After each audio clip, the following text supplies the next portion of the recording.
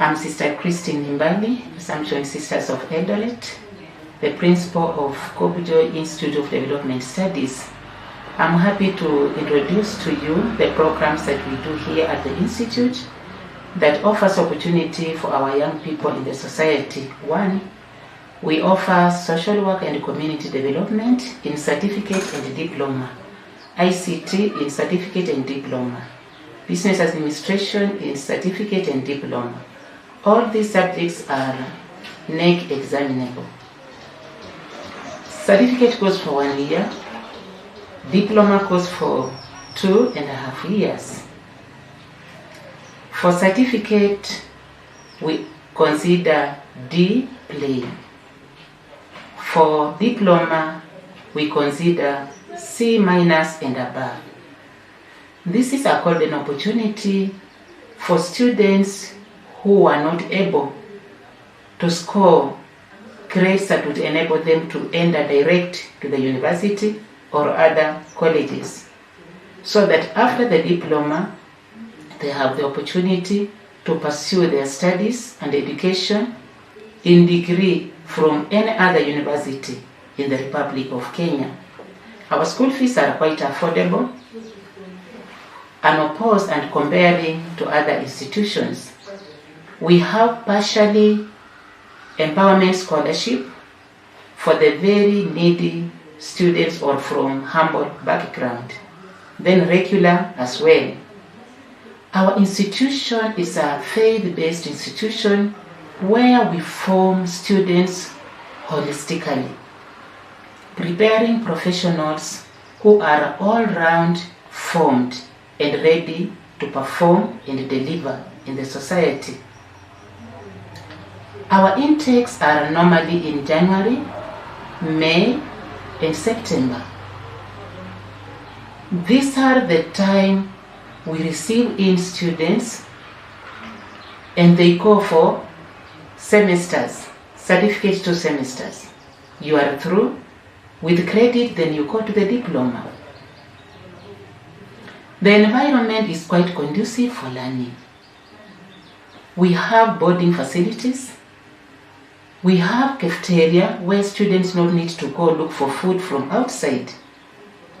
The security is up to date, whereby students always have peace of heart and mind when they are studying around. We have well-qualified tutors who are giving themselves for the students.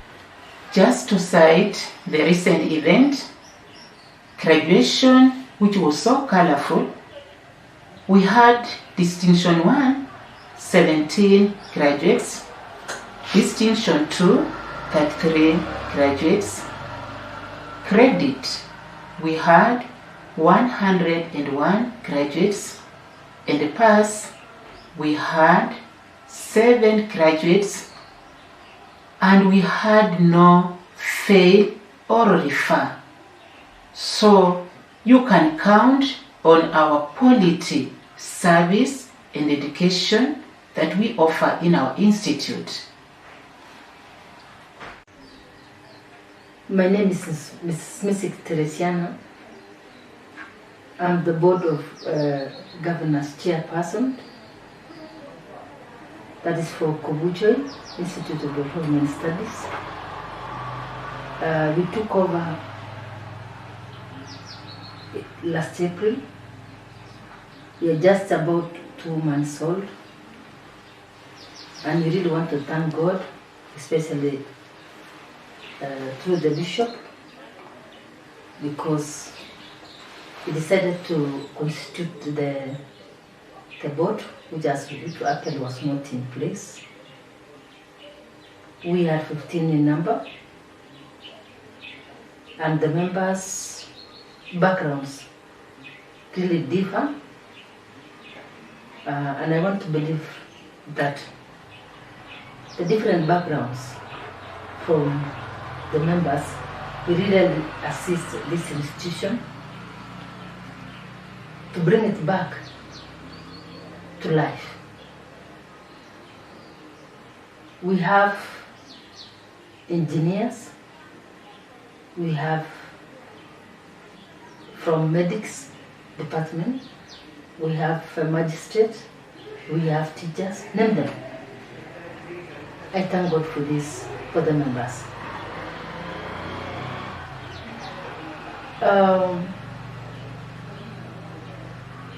Currently, the institution, the enrollment more so is down, and we are optimistic that soon, or come September, we shall be somewhere. Because right now, we are trying to strategize on how best we can do the marketing so that we can bring more students into this institution. Despite the fact that the enrollment is down, we are really happy, or I am personally happy, because the performance of this institution is excellent. I think it is because we have teachers whom I want to believe that they are real agents of change, being headed by Sister Christine, who is very effective, very efficient, and I really want to thank God for her presence. So far since she came, there are quite a number of changes. She's one month older than the board, and she's really done great work. With her presence here and the presence of the board of governors, I'm sure that this institution will not be the same again. I want to assure the community, I want to assure the church who founded this institution that we are ready to work and bring change in this institution. I also want to thank Father in church, is Father Kangogo, who is really supportive, very supportive to this institution. He makes sure that wherever he goes, any Jumuiya that he goes, he talks about the institution. Thank you, Father Kangogo. I also want to thank Father Nicholas, who is also among the members. They speak the same. He speaks the same of the institution. Thank you so much, because you with your parish priest have goodwill for this institution. I have noted already that there are changes, because here people talk of Kobujoi Institute, saying it is now back to life, and we thank God for this.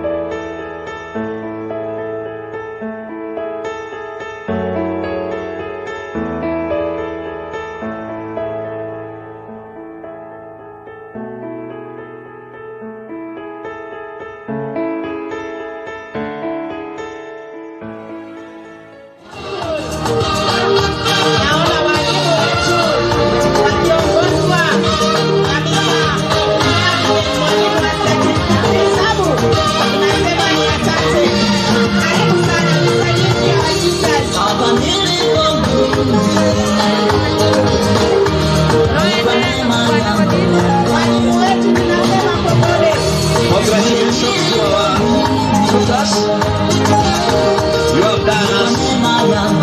celebrate. We are proud of you.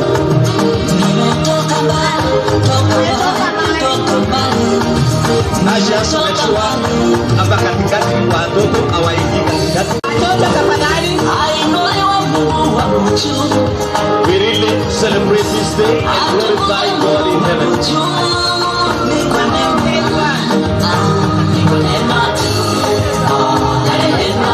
What a day. We celebrate today.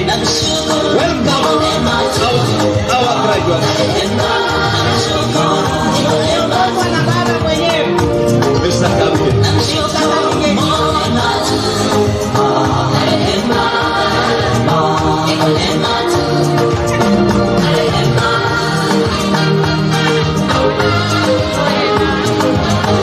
This is so big, very big. We are proud having with our tutors. In front of them is Mr. Gavigan. Be happy. If you cannot be happy, I don't know.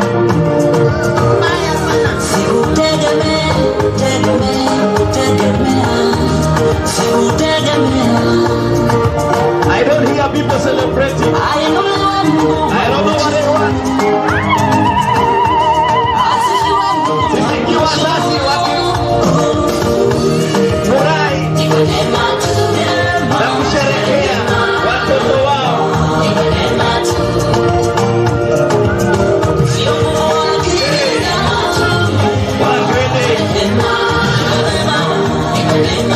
Mr. Gavigan, Mr. Tanu, Madam Nora,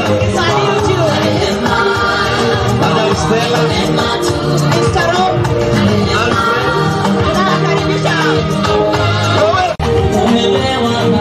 What a great day.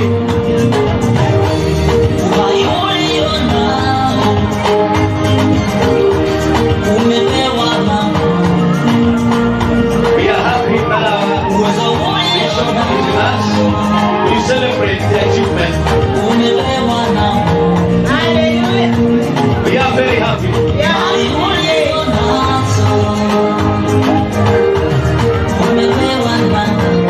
Our tutors, just come, please.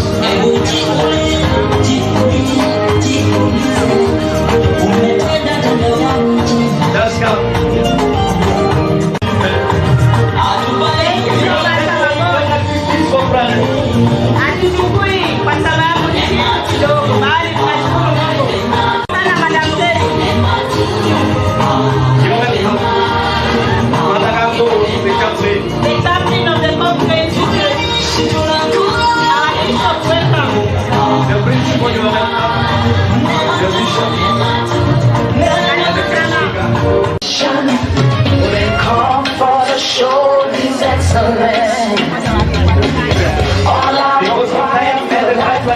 Has given me, for I know who I am.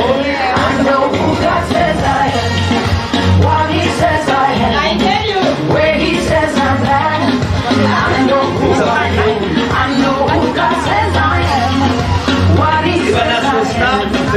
Where He says I'm at. I know who I am. We are very happy. I'm working miracles. I live a life of faith. This is a very big deal. I'm working miracles. I live a life of faith. We have never created such a big deal.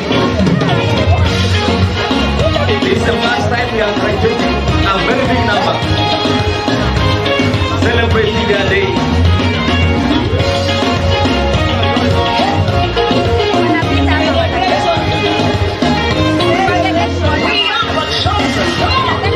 We are a chosen generation. We've been called for the show. So that is why we are here. We are a chosen generation. We've been called for the show. Excellence. Quiet for life. God has given I know who God says I am. What He says I am.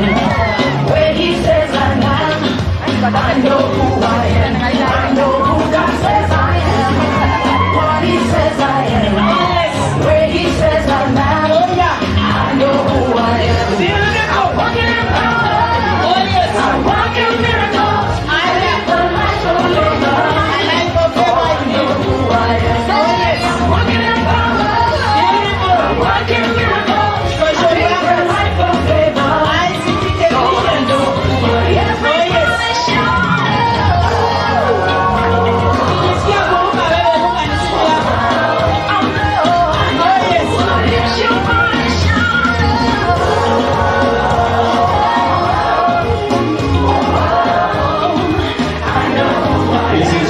an institution to be.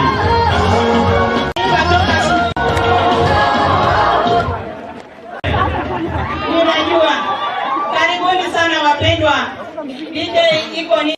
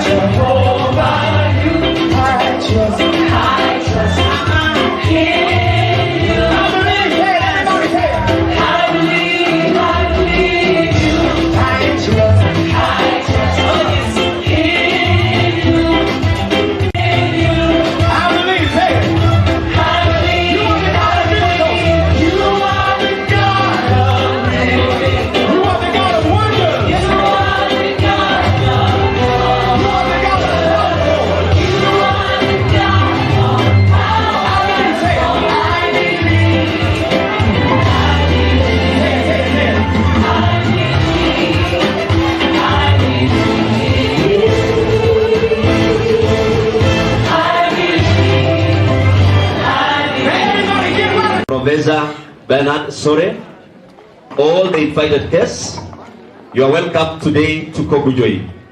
Now I want to ask the graduates to be seated. Guest speaker, Professor Bernard Sore, all clergy present around, all political representatives here, women representatives,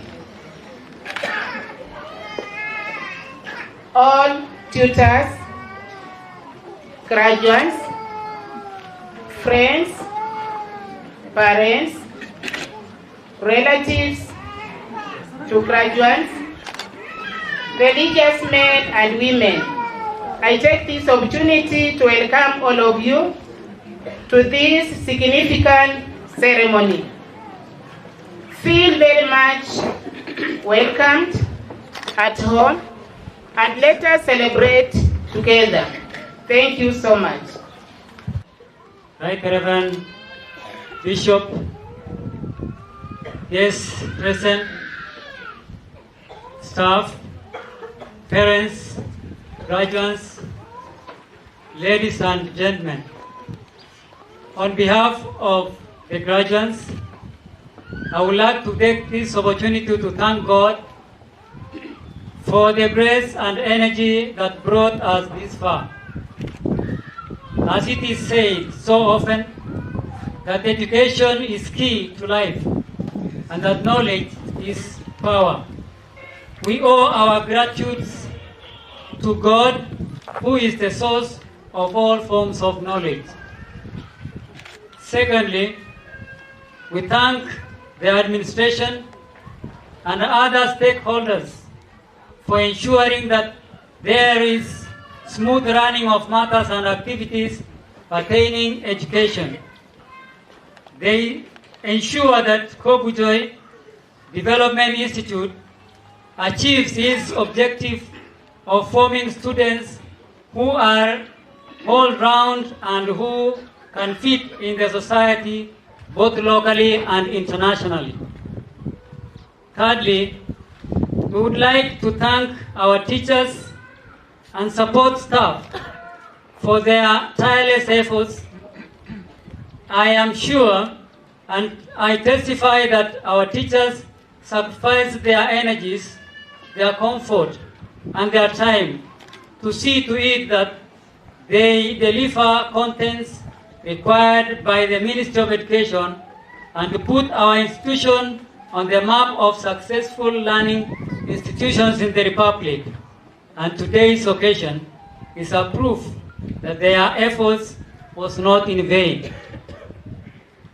My humble request on behalf of the students is to appeal to all stakeholders to improve our learning institution, to have a good and modern looking face by sacrificing their available resources, and if possible, to ask other donors to support in renovation and even put up new structures that students and Kobujoi community will be proud of. Allow me to emphasize on this, that if we see, I would like to ask, just address political representatives and other leaders who are responsible for the sharing of the revenue or other development funds in the country and even the county, that what is the harm in allocating funds to private institutions like Kobujoi Development Training Institute? The students who are learning in private institutions, they don't belong to those private owners of these institutions.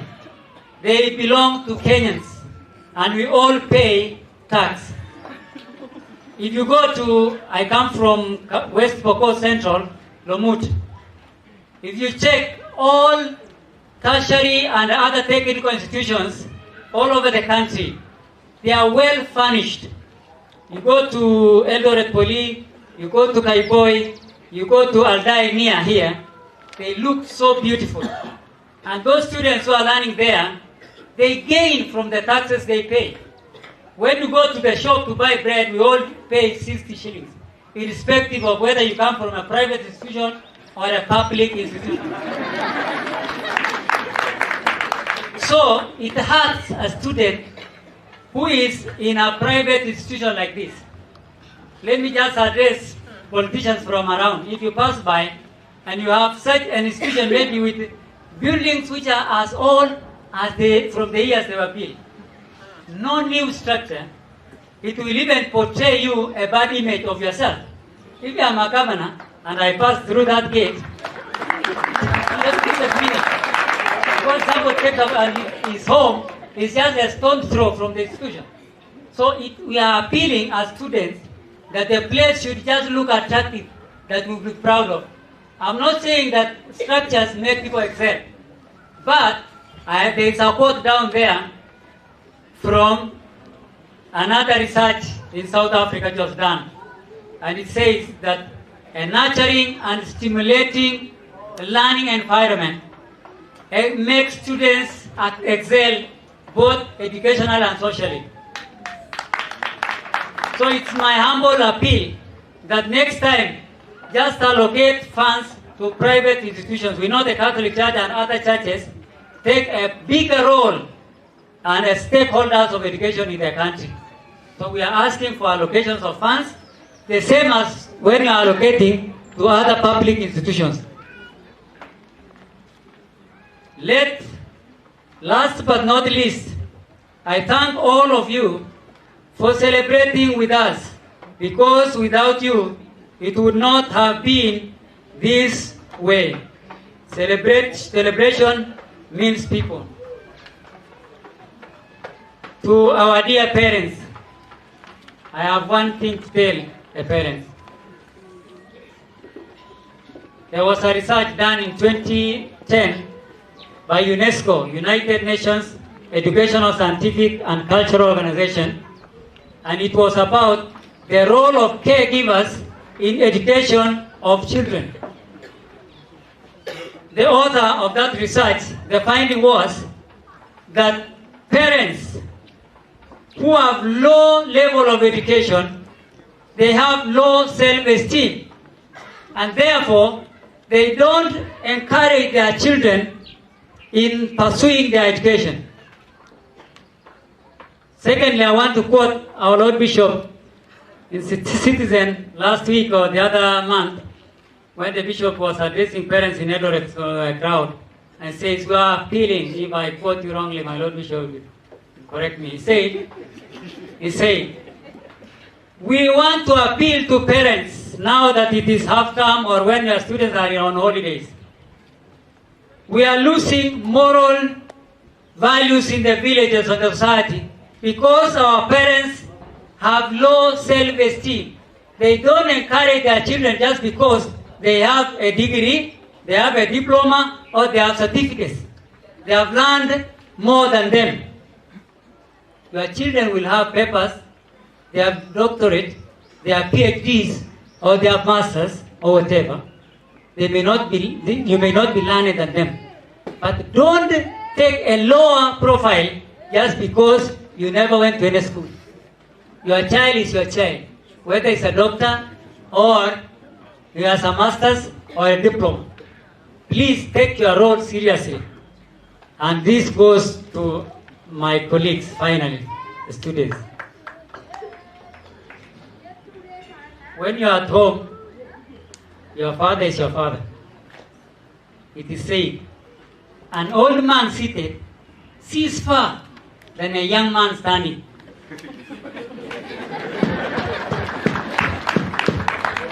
You may be a doctor with papers, but that old man has wisdom. He knows how to distinguish from right and left. That is God-given knowledge. So, those of us who are here, it is so sad that sometimes we don't utilize the opportunity we have got to come to school. I came here 2018, but there are students who are here 2013, 2010, maybe they have never graduated up to date. Others could be genuine reasons, others would not be genuine. So, my final word here is, congratulations for making to this far and for availing yourselves both in class and other co-curricular activities. Personal students' disposition contributes a lot to successful learning. We are all seated in the same class, listening to the same teacher, but you find somebody getting a fail and another one gets a pass or a distinction. What is the magic? That man is not that he's a genius. No, geniuses are few. We all succeed because of struggling. So let me appeal again to my colleagues. When you are class, learn. Utilize the opportunity well. Don't lose focus. There is nothing important than having focus in life. And there is no end to learning. There are some of us here will go with this certificate or diploma. Somebody say no. There are people here who are masters, who have even third masters, who are doctors. So when you are going home with this, it's just but the beginning, a stepping stone to something higher. So may God bless you, and thank you for giving me this opportunity. His Lordship, Bishop Dominic Mengich, the Bishop of the Catholic Diocese of Eldoret, our guest speaker, Professor Bernard Sore, the Superior General of the Assumption Sisters of Eldoret in absentia, Sister Mary Joki, political representatives present here, Honorable Cynthia Muke, MCA Matthew Sa, other guests, Engineer Koech, the Principal of Aldai TTI, County Assistant Commissioner and Sub-County Administrator, parents, staff, graduates, friends of Kobujoi, alumni of Kobujoi, religious brothers and sisters, priests present, ladies and gentlemen, good afternoon. I would like to take this opportunity in humility to welcome you all on our 20th graduation ceremony, and to those of you who are visiting Kobujoi Institute for the first time, I would like to extend a warm welcome on behalf of the Board of Management, the staff, the students of Kobujoi Institute. We are indeed happy and delighted to have you grace our occasion. These are exciting times in our institution as we witness a rise in number of courses we offer in our institution. Today, we are graduating 2 groups of students, certificate and diploma in both social work and community development and information and communication technology.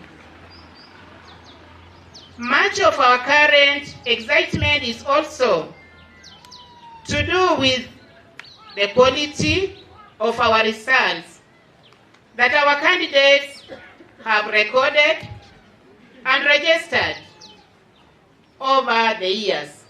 Indeed, it's a history. This year, we registered the best results in that our candidates have proven to be truly top-notch, both in class and in the job market. We registered over 80% distinctions and credits with no fails. It is indeed a record performance anywhere in the world. Clap for them.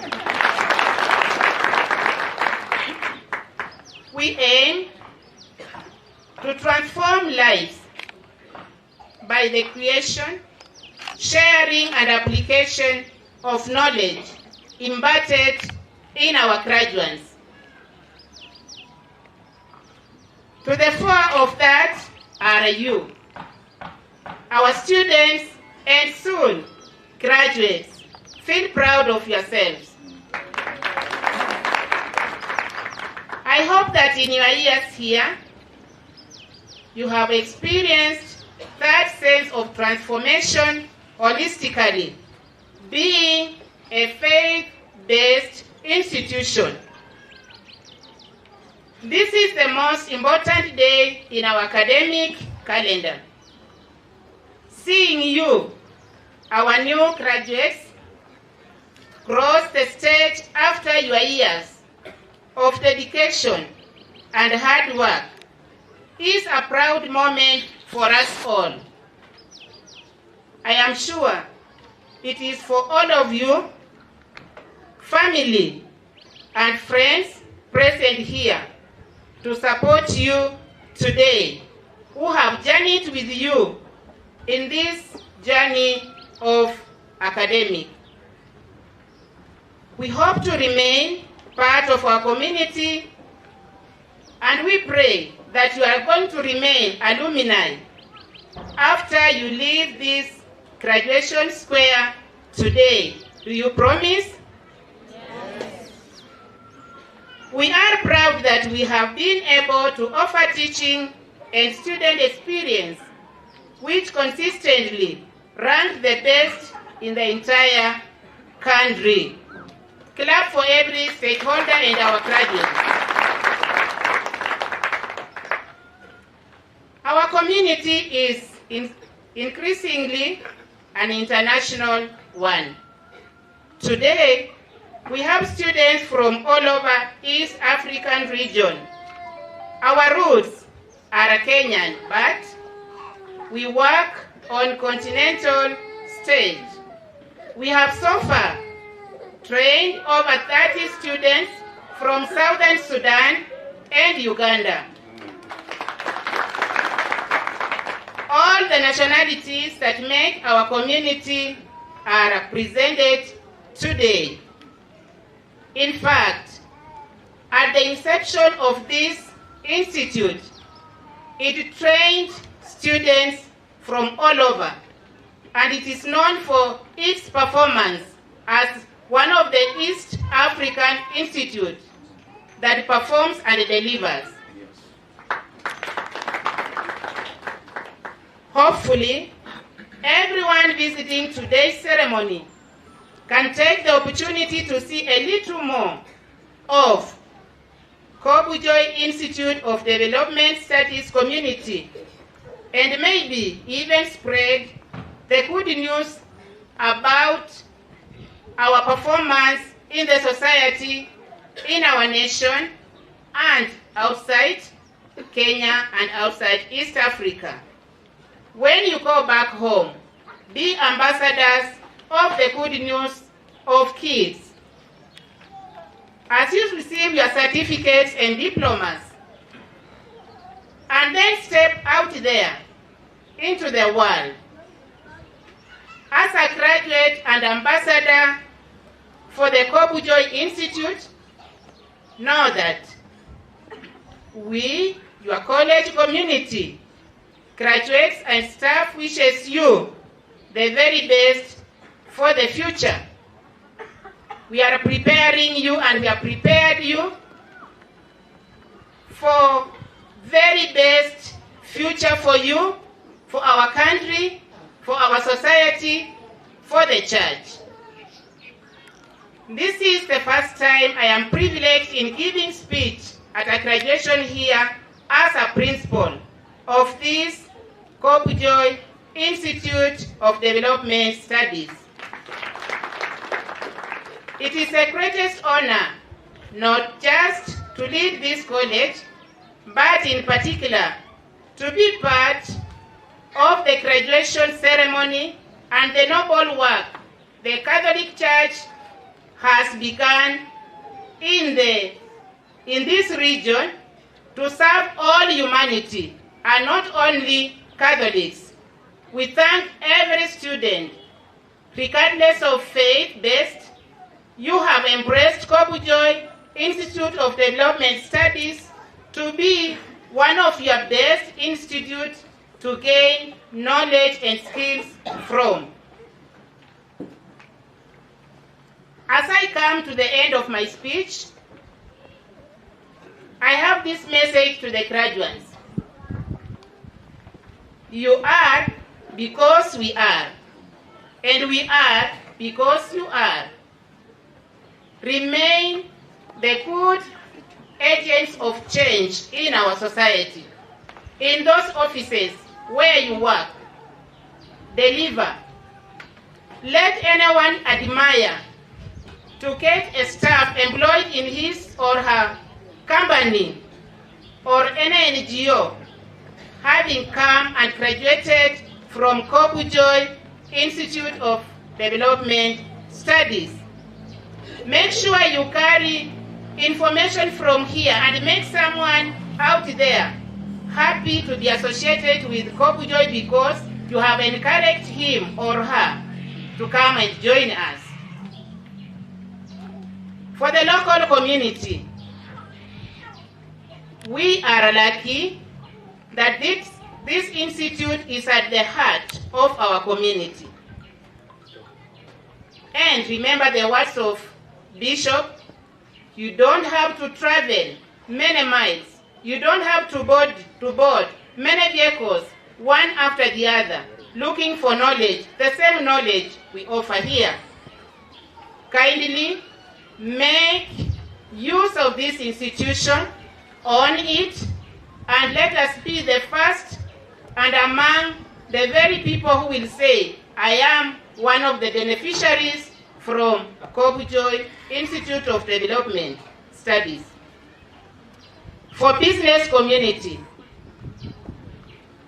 you cannot prosper unless this institution grows and prosper. Who will be your client? Support the institute to grow. Support the institute to prosper by recommending and marketing as well for the institute. For the local political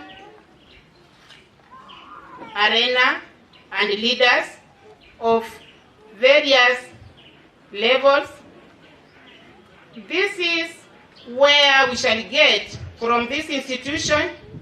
We get the president, we get the governors, we get women rep, I'm happy and proud to recognize our very soon and able women representative present here.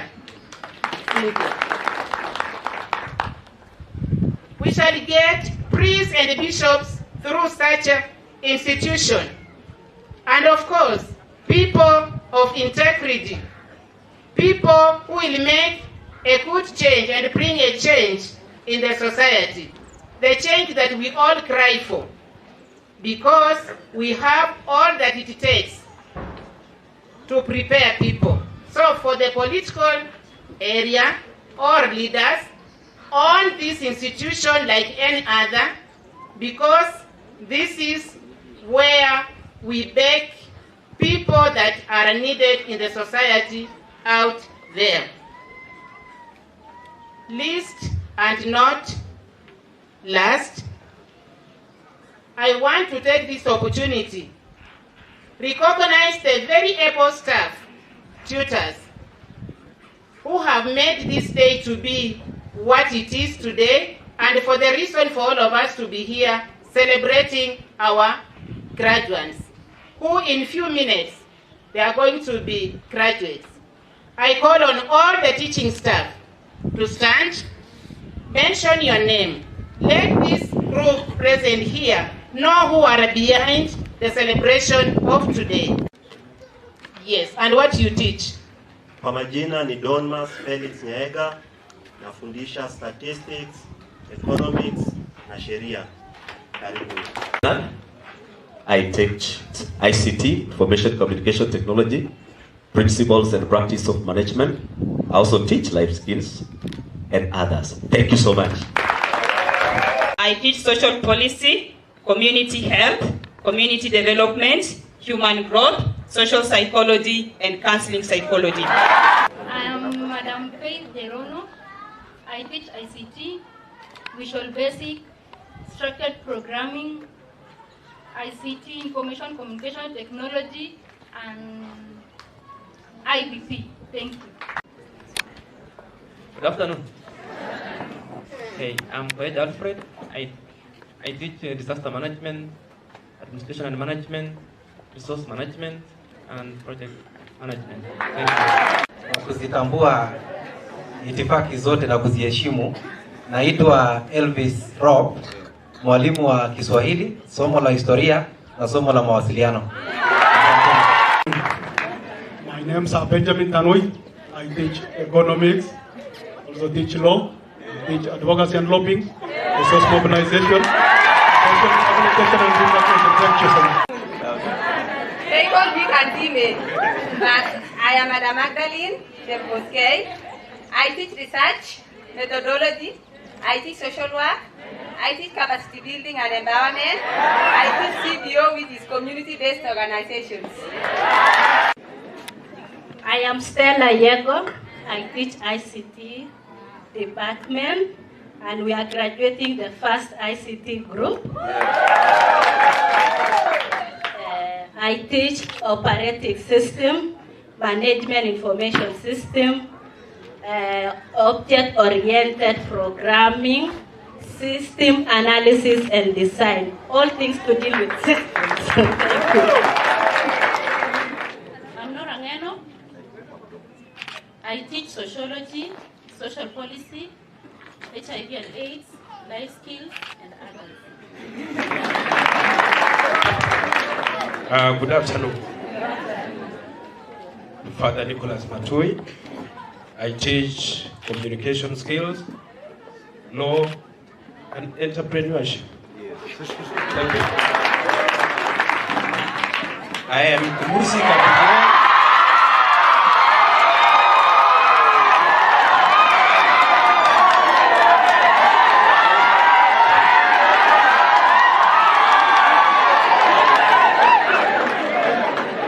Nicknamed Professor.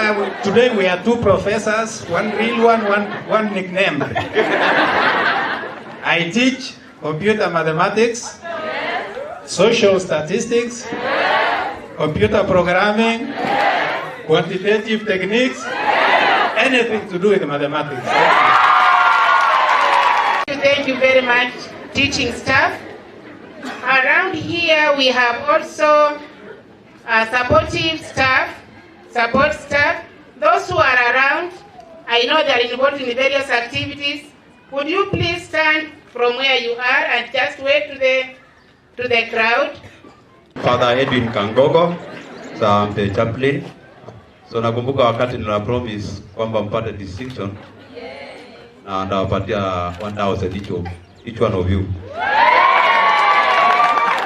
But mkapata 60 nikaitisha harambee. Asante sana, Mungu awabariki. Institution cannot stand by just students, the staff, without board of governance. And at this point, I welcome the chair of board of governance to come and introduce members of the board to the group. Principal, our chief guest, Bishop Dominic Mingich, our chief speaker, Professor Soren, Dr. Sang, County Secretary, all the religious leaders, all protocols observed, our dear graduates, ladies and gentlemen, good afternoon. I've been requested to do one thing. But before that, I kindly ask our chief guest to allow me to do one thing so that they feel they are here.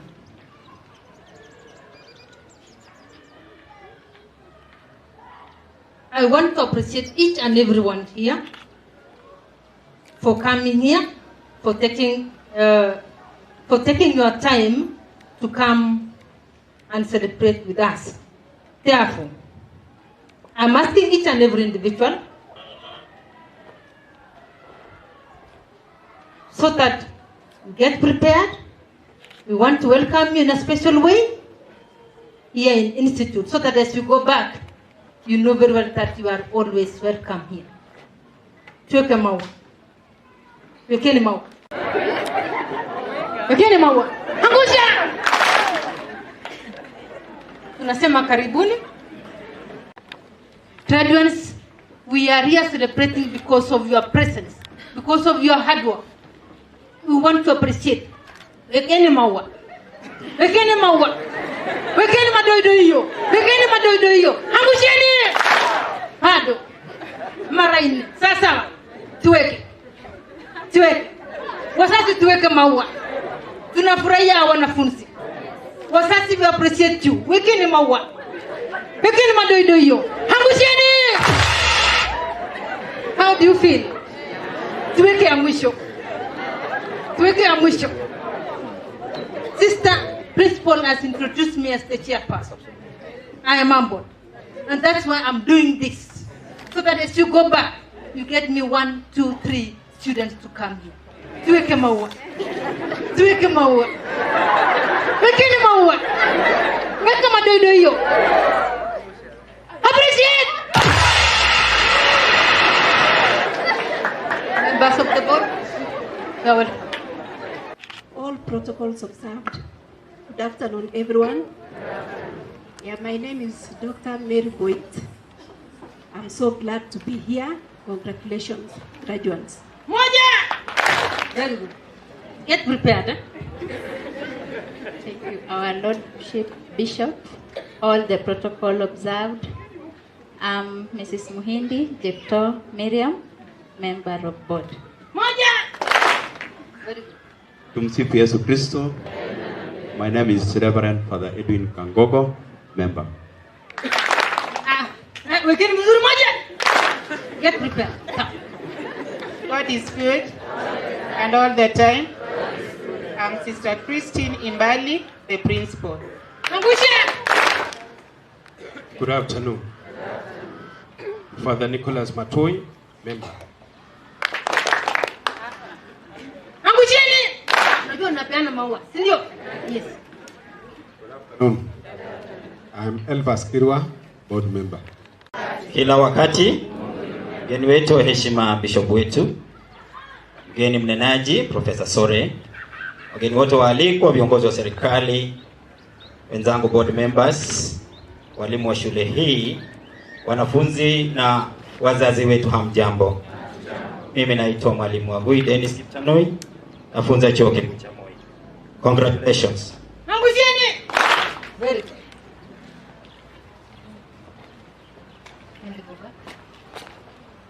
Okay, my name is Mrs. Misik Teresiana.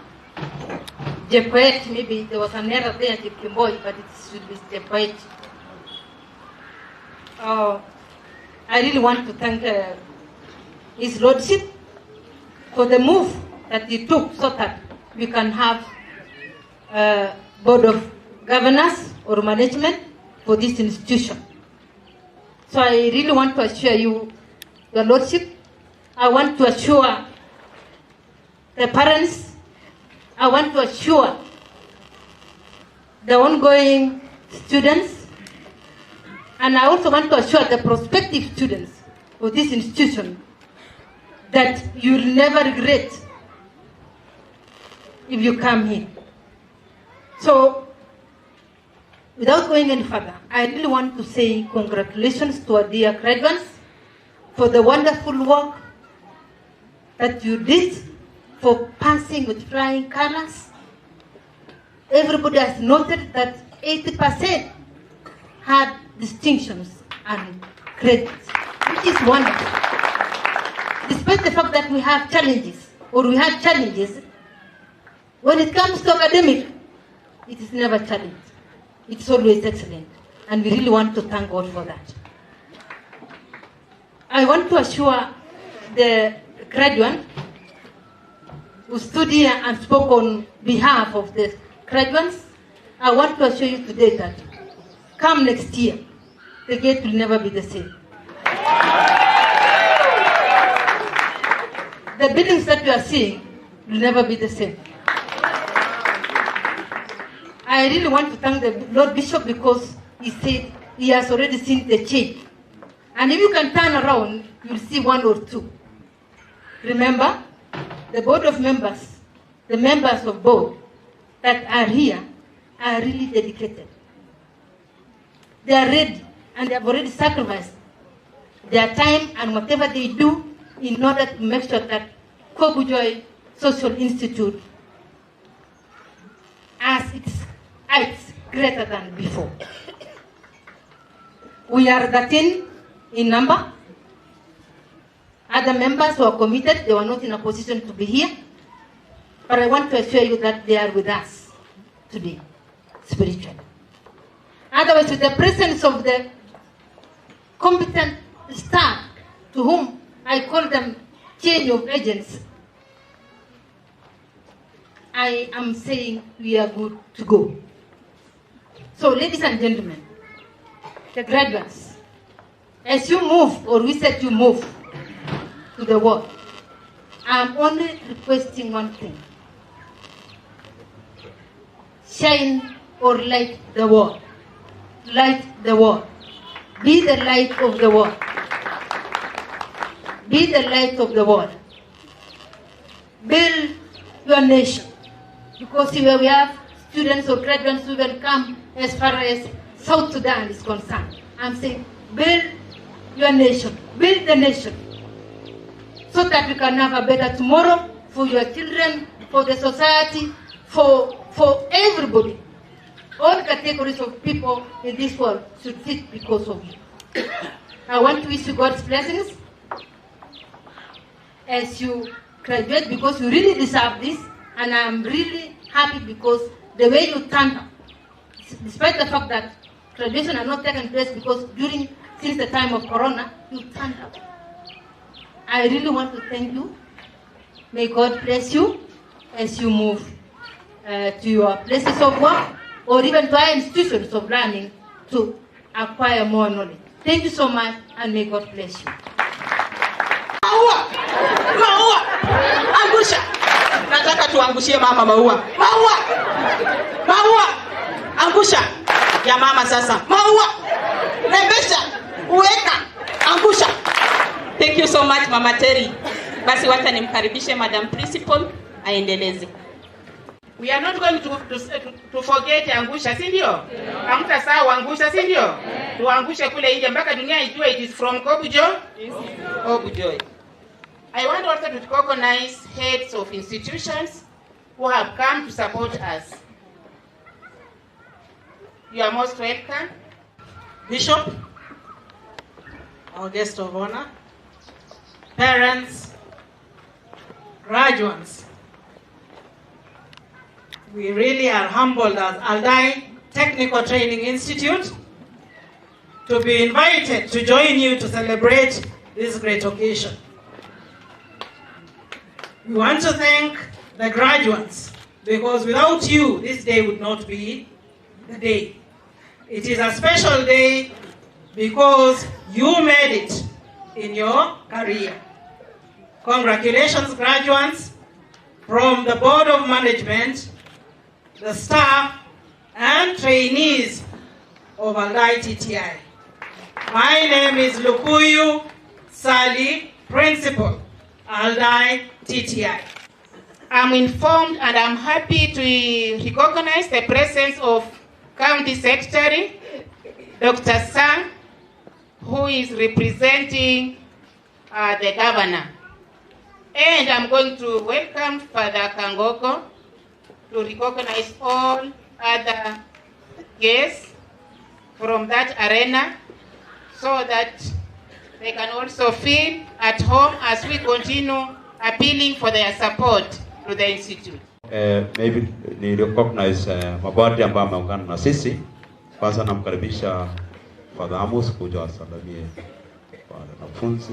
Lord Bishop, members of the board, the graduates, parents present, and friends who have joined you in this important occasion. I am called Father Amos Kimutai Tanui, born here. This is my home parish, but working at St. Mary's Sturgeses. Want to wish you well as you go and serve God's people. Want to encourage parents also to support their children so that at least we come out successfully for the service of the people. I want to leave you with the words of this man called Mandela. Mandela, when he was addressing young people some years ago in South Africa, he told them, the only latitude that we have that can give a child of a peasant, a poor lady working in coffee plantation, the only latitude that can give the daughter of that lady to be equal to other people is education. So let us love this people because education is the people that will raise us equal. I wish you well and God bless you. The guest of honor, the principal and the staff, Father Fred Odiambo from Kisumu Archdiocese. I have come to witness the graduation of the students. Now the graduates whom I, by the opportunity, I helped to come to this institute when I was in the youth office. I promise to bring more others. Thank you. Father, my Lord Bishop, the guest speaker of the day, government officials present, board members, the staff, the graduates of the day, all the guests, Amjambo tena. Mimi naitwa Father Dunstan Palat from the Diocese of Bungoma, Mkura Parish. I am proud to be associated with the Kobujoi Institute from 2015 when I brought a number of students here. And I'm happy to see about 3 among the distinction group. And also want to congratulate them and congratulate those from Bungoma, congratulate all of you. God bless you. All invited guests, our graduates, good afternoon. I'm also happy to be here to enjoy with you the success and to wish you well as you go out to the job market, as you scale the heights of education. We also wish you well. I'm Talam Barnabas, the sub-county administrator here and there. because of or for the interest of time, let me invite one or two, starting with our nominee, Matungana. All the guests around, graduates, parents na wote ambao wamehudhuria kikao hiki, ni wasalimu katika jina la Yesu. Mjambo, tumsifu Yesu Kristo daima na milele. Naitwa Ng'arisha kwa jina la siasa. Nimekuja hapa kuhudhuria kikao hiki ili pia mimi niweze kuwashukuru na kuwacongratulate kwa bidii ambayo mmekuwa nayo. It isn't easy to get to where you got to. I can recall back in the year 2015 when I was in a gown the same you are in, and I was very happy. Though one thing was ringing in my mind, that it is okay, I've graduated, but where am I heading to? So I think that the same thing is ringing in your minds, the graduates, that where are you heading to? One thing I want just to tell you is that you need to be aggressive out there. Nobody will survive out there if you aren't aggressive as some of us were. Okay? So ukitoka kule nje, ng'ang'ana uone ya kwamba bidii yako ile uliweka darasani unaweka kule nje ndio uweze kufaulu kwa maisha. The Lordship Bishop, chief guest today, all protocols observed, the graduates, the parents, and the partners in this institution. Good afternoon. I will take the shortest time possible. My name is Cynthia Muge, Mrs. Rotich. I am the current Kiliboni Ward MCA. I do representation, I do legislation, and I do oversight at the County Assembly of Nandi. I was privileged on 14th of April to have been given an opportunity, your Lordship Bishop, by these great men and women in Aldai, in Kobujoi, and in Nandi County to be their women rep nominee for 2022. And for that, nasema asante sana. To the graduates today, we want to say congratulations. I am happy for you. I did not know there was a graduation until Father Kangogo. Father Kangogo invited me for this graduation. Na vile alikuwa anaongea hapa akasema akawatishia mpate distinction. Alifikiria mtapata 10. You got 60 and he's saying aliita Harambee. Nilishangaa mbona alikuwa ananiita. Kumbe kulikuwa na Harambee ya distinction 60. So Father Kangogo, do not worry, you will have my 5,000 for the distinction. Ungangane na 55. So I want to say congratulations, and I want to say a few things to the graduates today. One, we are proud of you. I know there are people here who are working. There are people here who had stopped going to school until they decided to come back to school. I want to say that whether you fear it or not, disappointments will come. The beauty is that through disappointments, you can be able to gain clarity and conviction. And when you have clarity and conviction, you are original and you can go places. So I want to say to the graduates today, strategize, work hard, and be kind when you go outside there. Congratulations. May the good Lord bless you. So without saying much, I want to say to Madam Principal. Madam Principal said that this is her first graduation class. And you know what? All the students in her classes passed. No one got a retake or a refer or did not graduate. Isn't that awesome? Are women not great? They are great people. Asanteni sana. To the Catholic Church, through you, your Lordship Bishop, I want to say asante sana. I looked at the records of this country and it says that 31% of the schools in this country are sponsored and run by Catholic. It means that this is an institution that actually cares for education.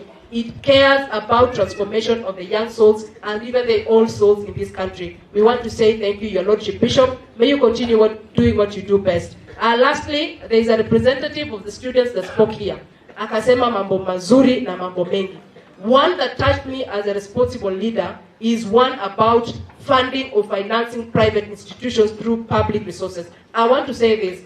Every Kenyan citizen who lives in this country, who works in this country, who takes part in development in this country, deserves a cake from this country. I want to say that. I have been able to look through my records and I have seen that we do not have a policy, Your Lordship Bishop, that is able to direct how public resources can be channeled to private institutions, which equally offers what we need and what we get in public institutions. And I want to give this as an undertaking for me. As you give me the opportunity to represent you at the National Assembly, where what you say matters, where what the aspirations of your people matter, where legislation is done, where representation is done, and where oversight is done, I will endeavor to ensure that we look through that and be able to see if we can get a policy that will ensure that any Kenyan in any institution, whether private or public, are able to get a piece of the cake of this country. So it is my undertaking, and I want to ask the student representative that worry no more.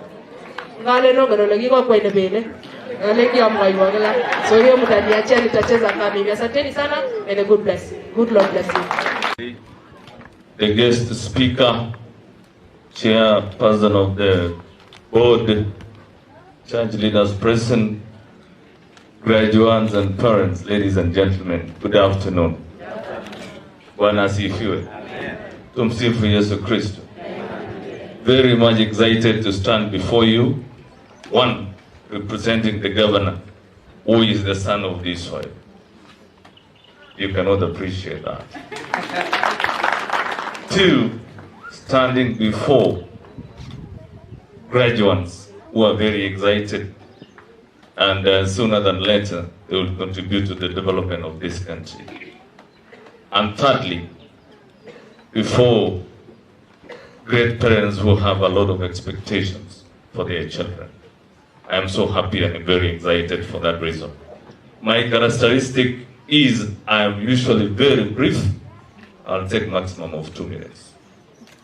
One is that this morning His Excellency the Governor sent me here because of his usual schedule, which at times you cannot predict. He was sent by His Excellency the Deputy President to represent him in a burial in West Pokot, and he asked me to be here. And he asked me to represent him and pass the message that I'm shortly going to do. Secondly, Her Excellency the Deputy Governor asked me to represent her here and wish the graduates all the very best. Are you receiving the same? His Excellency the Governor asked me to, one, before His Lordship the Bishop and the management of this institution, that upon the request you made to him, that he becomes part of the management of this institution, he has accepted to be a member of the board of this institution. And I'm happy to pass the same message to you, that going forward, His Excellency the Governor is going to be part of this institution as a member of the Board of Management of this institution. Secondly, he's asked me that upon your sittings and strategies and thinking in terms of how to improve this institution, is going to offer you unsolicited support to ensure that this institution becomes a success. And I'm equally excited that he's going to give you all the support going forward in terms of all that you require, in terms of what needs to be done, up to and including ensuring that we have programs that goes beyond the two programs that I have seen here, the community development and the ICT, so that you will be a complete institution in yourself. So that instead of having students going to Aldai, we have a complete institution here. They are all an institution in any case anyway. So that is the assurance His Excellency the Governor asked me to give to you. And lastly, because I said I was going to be very brief, I am a scholar. Apart from being a public figure who does a service to the community of the people of Nandi, I'm a scholar, and scholars refer me as Dr. Francis. I'm excited that today you are exiting this institution as fully prepared product of Kobujoi Institute of Development Studies.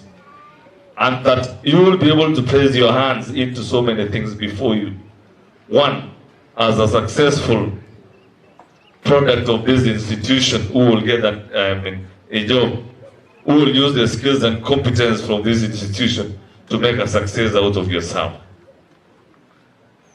If you will have something again that will come your way, that will trick your mind to go for further studies, I assure you that that is still the right course for you. That is my assurance, it's my prayer. We are here so that we associate with you, we pray for you. The chief guest has already prayed for you, and we are assuring you that success is always ahead of you, the graduates. Shortly you will be graduates. Our prayer shall remain forever that you will be successful in your life. With those few remarks, thank you very much. I want us to prepare ili tuangushie baba askofu aje naye atuelezee maneno ya hekima. So our guests who have come here today,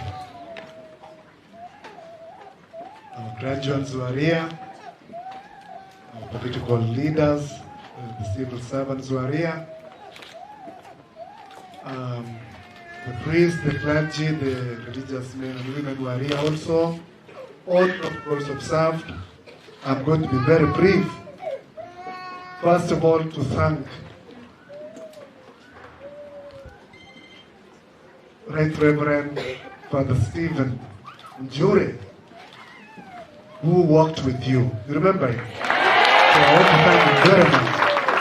And together with the members of staff for having really worked very hard to ensure that you are here today graduating. So I want to thank him for the good work which he did. He worked here for over 10 years, and it came a time when he also felt that he needed to go and do other jobs. And that's why when you came, you found that we have a religious nun now head of this institution. That is Sister Christine Bali. She just came the other day, but she has fitted in very well. So thank you very much, Sister. And you can also see that the changes which have been introduced include also the formation of Board of Management in this institution. And I'm very, very happy and proud of all those who have accepted to be part of the management of this institution, including now the governor. So I think we have a strong team, and together we'll truly be able to move this institute forward. A lot has been said, so I don't want to repeat. The advice given to you, all those words of wisdom, and the prayers directed to our graduates is just to say that may God be with you wherever you go. May you succeed in what you are doing. I just want to say that as a diocese, we are truly committed to ensure that this institution will continue to grow. You have talked about structures and also the need to have more structures. Definitely we will work towards that, and we have put in some mechanisms to ensure that we will continue to achieve the dream of this institute. We want to have that conducive environment where you will get the best. So we'll continue praying for this institute. God bless you.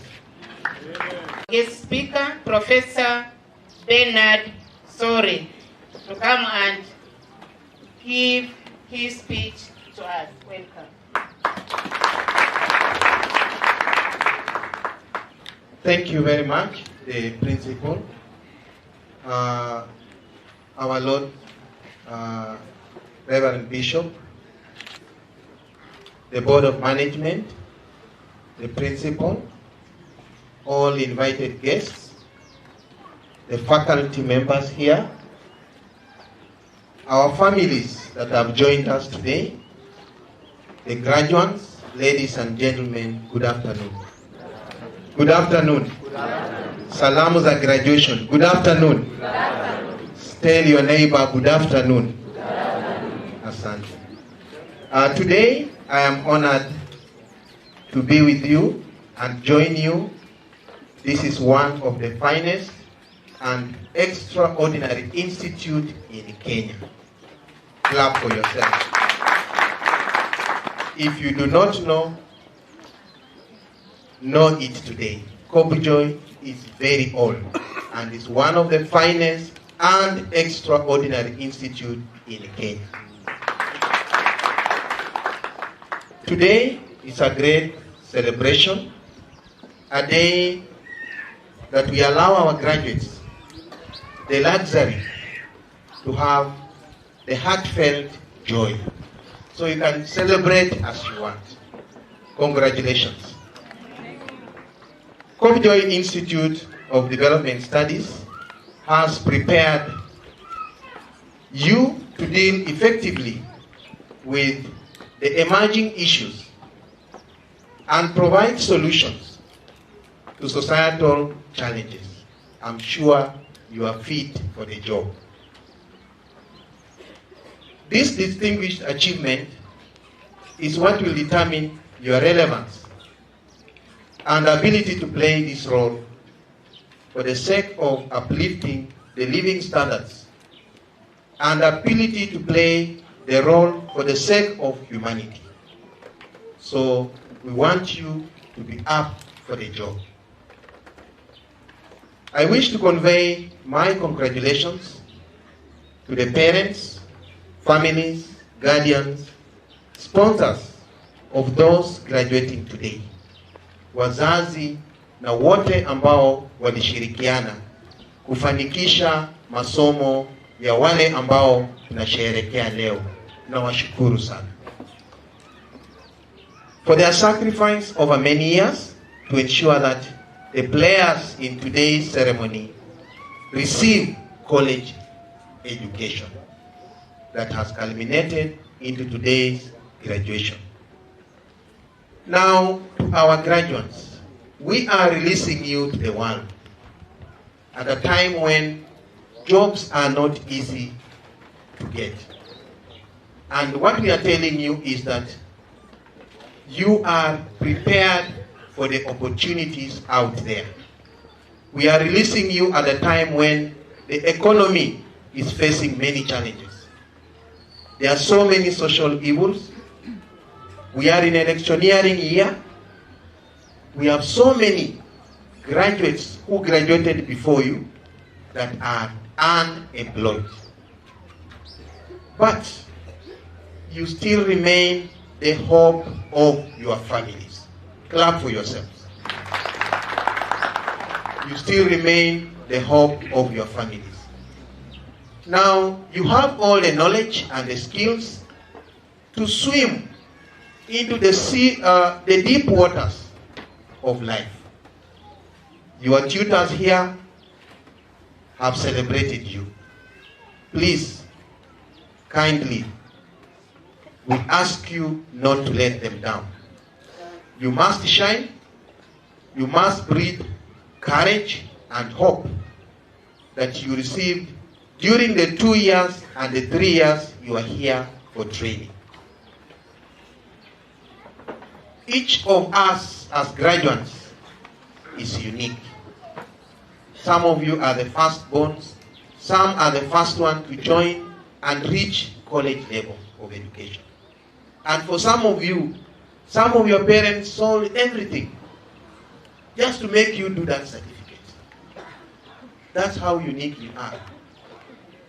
Therefore, because of those who came before you, graduates, I plead with you. You have some manners and some tradition that you have to follow and hold on. So set your own standards on duty. For you who are going to work for some companies, some organization, for the government, and for the community. But again, there are those of you who will say, I want to do something on my own. always have standards for yourselves. Therefore, be the hero, be the heroine of your life. We don't want to hear that one of you was the victim of your life. Are we together? I'm talking to you graduates. I don't want to hear that one of you was a victim of your life. Be the heroine and the heroes of your life. Today's society is very cruel. I want to assure you that when the late President Moi joined us in one of the weddings at Cathedral in Eldoret, he advised those who had just wedded. Aliwaambia, dunia haina huruma. I remember those words. The same I tell to you, our graduates. You cannot sleepwalk into life. You must learn from history, those who came before you. So we should meet the world with a sense of entitlement. You have the powers to read and do all that appertains to your certificates and your diplomas. Be a solution provider and not part of the problem. Are we together? Thank you. As you graduate, ladies and gentlemen, you deal with a lot of your excitements, and I felt it when you're walking down here. There was a lot of excitement. But there are also doubts of today. Some of you are not sure. Beyond this graduation, I can assure you. I urge you to try and create that world that you want to live in yourself. Try to imagine that world that you want to live in. Many people from today onwards, after you graduate, will be looking upon you for decisions. Your father, your mother, when they want to do something, they'll want to consult you for actions, for the best way out.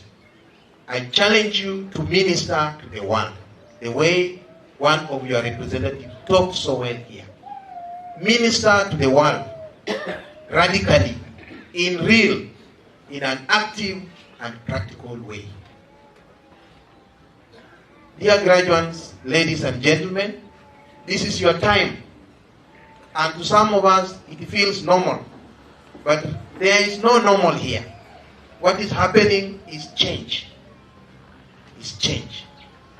And some resistant to it also. And more change. More change. Therefore, how will you respond to it? In the year 2018, I was attending a graduation at Moi University, and I met 3 ladies crying or weeping tears. Then I asked each one of them individually, why are you weeping? The first lady told me, I'm crying because I cannot imagine the joy of my parents, that have made them proud, that have reached graduation. I don't know what they are feeling in their hearts. The other one told me, the second one, I am crying because this graduation is the beginning of my nightmare. I am not ready to face the world. Kumbe in the university, we were very irresponsible. Tulikuwa tumedandia. We were just following people. Now I think I'm on my own. Then the third one told me that I'm crying because I'm so happy. Today marks the day I've been waiting for. I was waiting to graduate, to go out there and meet the world. I'm ready for the task. Now, you graduates, ask your neighbor loudly. We want to hear. Why are you crying? What are you crying for? Thank you. Thank you. As you graduate, I have learned after my own graduation many years ago at the university that this world you cannot journey alone. Graduates, you need mentors. Mentors who will hold your hand. Learn to listen. Learn to say yes. Learn to say no. Live in a moment. Make sure you are with the people who have your back. Also, make big choices as early as now.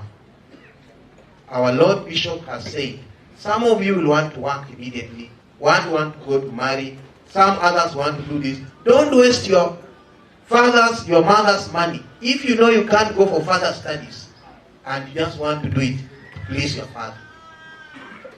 Are we together? Yes. Learn to make your decisions as early and more frequent as possible. So as you have to go through life, you need that passion for change. But you also need the strategy. This is where I repeat. You must have passion, I agree. But you need a strategy in your life. You have been trained here, you are aware, but we need action in you. We need what? Actions in you. Not just the hashtag for those who are in ICT. We need the votes for you on that social media. When you have the votes, you know that now you are clicking in the society. I want to give you an advice. Many young people today, and this is for all the young people here, want shortcuts to happiness. Many young people want shortcuts to happiness. They want to gamble, especially the boy child. Boy child, tuko hapa? Tuko? You're sounding like a young child. Gambling will not bless you. You have to toil and work hard. I'll give you a story of a young cousin of mine who only worked with the government for 2 months. Why? Because he was in the water sector. The first month, after being employed on probation of 6 months, he was told, you are under customer care. Now, the second week, he started shortcuts in life. Someone, meter has been disconnected, he reconnects the meter and pockets 200 shillings. That continued, he was taken to the revenue, where now you are the one to go and disconnect the meter. The same thing continued. Now he was interdicted, even before finishing probation. If you lose a job because of corruption in the government, I think your life is doomed. It's not easy to be employed elsewhere. I think the secretary to the county here, I can confirm to you. This young boy or young man, 27 years, he has been interdicted for corruption before finishing what? Probation. What am I saying? Kobujoi Institute of Development Studies has instilled in you a character. Outside there, what will give you long life of happiness is character. When you are given opportunity to serve, please add value to the work. It's not your time to eat. It's not your time to eat. It's not your time to ruin the society. You need to show the difference. I'm very happy I move around most of these places doing my work as a university professor, and I meet young girls, young men we have taught in charge of hospital, in charge of constituency offices, and I challenge them. Now you are in the office. Sio wale wazee. What different are you bringing? And one of them again was interdicted. I met them somewhere. Why? Because when he joined CDF, he gave himself a target. After 3 years, I should have a house. Are you seeing? Character. Have patience in life. Even marriage. Look for your own husband. Don't go and break someone's marriage. That's the character we are talking about. If you can break someone's marriage, What about a joke?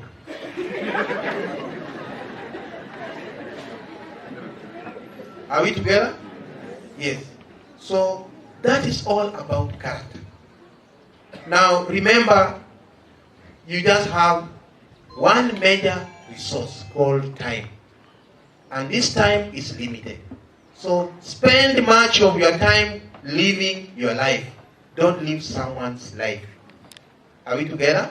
Yeah, today's generation, our faculty, they like living to impress others. Because there's some music playing in someone's house, they also want to buy the same music, even if they don't connect with it. Just to be seen to have the same player. So live your own life, and God will bless you. Have value in the small things that you do. Then God will bless you with big things. Now, I want to speak to the board of management of this college. We are all together, including myself, on a mission to ensure that we revitalize Kobujoi Institute of Development Studies. Are we together? Yes. I want to challenge the board of management to rethink about our curriculum. The staff, think about the programs we are offering. Do certificates still add value to career? And at what level?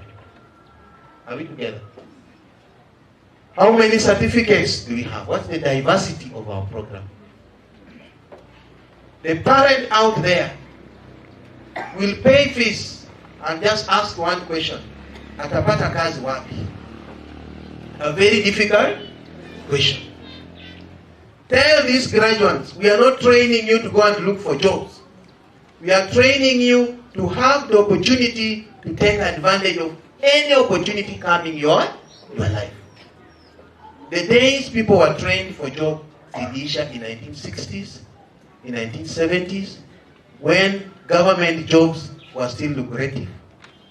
When Europeans were being displaced, there was Africanization policy to ensure that Africa now take over the jobs. Today, you have to create jobs yourself. Those in ICT, there are a lot of opportunities in that phone you are carrying. Be innovative, and things will be easy. But I challenge the administration through the management, the board of management, to think about the curriculum. Let us also think about this institution coming up with centers. That's how we grow institutions. Let us have centers here. For example, you can say a centers for curriculum development. Just for example. You can have a center for some, let's say, catering studies. Just as an example. A center for something that is known in this region. And that is possible. Just take some few minutes, write a small curriculum, small proposal, and you have the place. If this place is known for variety of programs and centers, then it will naturally grow. This place we are in is not a private place because we have people from all over. We can also have a center for governance. Are we together? And so on. So many things can happen here. I know you are a center for NEC. That's why you have many students. So why can't we create more centers that offer training and add value to community? Even extension services to the community. I see a lot of tea around here. Let us connect with the communities and so on. Again, let us think seriously about policies. Why do we have enrollment limited in this place? Board of Management, I challenge you again, let us see whether we have to transform our policy from being private to semi-private. Are we together? Private-public partnership is the way to go. Then you'll be able to enroll students through government scholarship. Then you'll be able to get even tutors that are sponsored by government. It will open the way the women rep was talking about. Because government cannot give you money without a policy framework to support the budget. Are we together? Yeah, so the board, the challenge is on us. I'm ready to offer my service for free because I'm a Catholic. Let's work towards that. Now to the community and to our parents, guardians, and the sponsors. I want to speak in Kiswahili. Wazazi mupo? Naongelesha nyinyi. Hawa ambao leo wamepata shahada zao ni kwa ajili ya juhudi zenu. Tuko pamoja? Nashukuru sana. Na tunaomba kwamba muendelee kushirikiana na usimamizi wa chuo hiki ili chuo hiki kiendelee kunawiri. Wengi wenu mnasema pesa hakuna ya kuleta wanafunzi kwa chuo hiki. Nataka kuwapa changamoto. Pesa ziko. Shida kubwa sana ya wazazi wa leo sio nyinyi. Wazazi wa leo sio nyinyi, because nyinyi mmeleta mmemaliza kazi. Sio kweli? Wazazi wa leo wengi hawana ile tamaa ya kutoka na kwenda kutafuta mahali hizo pesa ziko. Pesa ziko kwa CDF. They don't care whether you are in private or public. Tuko pamoja? Women rep amekuja hapa. Pesa iko kwa hiyo. Pesa ziko kwa help. Help. Pesa ziko. Wazazi, enda muongeleshe wazazi wenzenu. Badala ya kulipa fare kwenda huko Eldoret, kwenda wapi mpaka ufike Kapsabet, leta hiyo pesa karibu na nyumbani. Wakati hii institution inaendelea, wewe utapata kazi. Mtoto akimaliza utauza mahindi kwa hii shule. Hiyo majani chai utafungua kibanda, itanywesha hawa chai, unapata kitu kwa mfuko. Are we together? Let us support this institution. Kitu kimoja ambacho pia huwa kinaharibu ni kuleta shida za community kwa institution. We need good partnership. Tukiletea mwalimu kutoka ng'ambo, try to support huyo mwalimu as a community. Tuko pamoja? Yes. Kama anataka nyumba ya kuishi, tafutie nyumba. Hapana sema huyu ni mweupe sana, atakuja kuangaza hapa, hataonekana mchana. Tumeelewana? Yes. Na pia nyinyi kama mko na mtoto, mlete hapa, sister hako na masikio, atasikia. Si kweli? Tusione Kobujoi kwa ile mambo mbaya. Na washukuru sana na naomba tuendelee kushirikiana na shule. Hiki chuo ni chuo kizuri. Nilianza kwa kusema hiki chuo kimekuwa hapa kwa zaidi ya miaka 30. Watu wengi wa nje sana. Ndio unaona vijana wengi ambao sahi tunao hapa hawatoki hapa.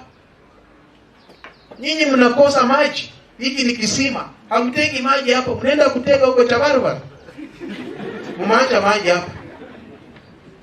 Hakuna elimu. The same training we are giving to these students is the same training you are struggling to add yourself a cost to get it in Eldoret. Hata mnafanya watoto wanapotelea huko. Kwa hivyo tusaidiane kama wazazi. Now I want to tell our graduates, learn from mistakes that we make. Let us learn from the mistakes, because those experiences, those encounters, those particular mistakes are what teaches us to be and to tell us more about who we are. Are we together? Yes. So figure out. And the key to life is about you developing your own internal morals. Internal morals. And have a GPS, an emotional GPS that directs you. Where are you supposed to be? You are now graduates and much is expected of you. Now I want to finish by saying you are here. Each one of us as graduates, because someone else faced some challenges and struggled for you. That's a very important point. That's why they are here to witness. Someone else faced the challenges and struggled for you. Now it is your turn.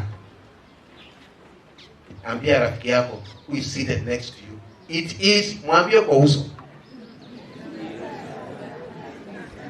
It is your turn. The good news, and I want to tell you, the good news is that I'm sure you are ready to face the challenge, and yes, we can. Yes? We can. Congratulations. God bless you. God bless our Institute of Kobujoi, and God bless Kenya as we go for elections. Thank you. Aliye na masikio afanye nini? Kweli tumenenewa na wanenaji ambao Mungu ametaka tupate ule ujumbe. Kila mmoja wetu apate kubeba ule ujumbe. Hapa mahali ambapo tumekaa, ili jengo hapa nyuma ni maktaba. This is a library. Na all these distinctions zimetokana na hili jengo. But we still feel it's not enough. Hatuna vitabu ambazo ni za kutosha tunapotarajia kuongeza course mbalimbali. Na tunajua ya kwamba much is done through research. Bila vitabu, we cannot be able to research more. And in a humble way, please allow me to do this. Our chief guest, and a guest speaker, and the rest present here. Allow me munichangie tu kitabu kimoja, angalau kila mmoja wenu. So that even the community around here will have a reason to come and nourish themselves by the use of our library here. Sitachukua muda. Ili kila mmoja wetu akue hapa, one time tuliingia library. Pia tutengenezee wale ambao wako nyuma yetu nafasi ya kutumia library. Nitamkaribisha in a humble way. Mama, uje utusaidie kuongoza hiki kipindi cha kutafutia watoto wetu, vijana wetu vitabu. I'm honored that she has accepted to come. Thank you very much. It only stops when you're dead. Kwa sababu huwezi soma tena. Kwa hivyo ndio tuweze kuhakikisha kwamba wanafunzi wote na mtu yeyote ambaye angetaka kufanya research ya jambo lolote aweze kufanya hivyo. Tusaidiane tuweze kununua vitabu vya shule, tukiangalia other means ya kuweza kutafuta ama kununua vitabu za kutosha hapa shuleni kwa institute yetu ya Kobujoi. Kwa hivyo vile Madam Principal amesema kwa unyenyekevu, tunaomba tuweze kutoa ukarimu, tuweze kununua vitabu. Na si lazima hata ulete sahihi, kuna secretary, these tutors here are very good secretaries. And kama kuna jogoo vile tulisema maneno ya vitabu, kakumbuka ile jogoo yangu inaweza naenda na 700, unaweza kuja kuandika hapa ndio uweze kuleta ama namna gani? Unaweza kufukuza jogoo si kazi rahisi, unaamkia asubuhi ndio uweze kumkamata. So wazazi wote ambao wako hapa, community hapa, kama unaona ni kama kuna jogoo mahali, umeona ni kama imeanza kukula hao kuku wengine, ukuje uweze kuandika hapa, kesho iende soko, kisha pesa ya kitabu iweze kufika hapa siku ya leo. Kwa hivyo nataka tuombe ya kwamba tulete kwa ukarimu. Watu wawili wakileta shilingi 100 inakuwa 200, inanunua kitabu moja.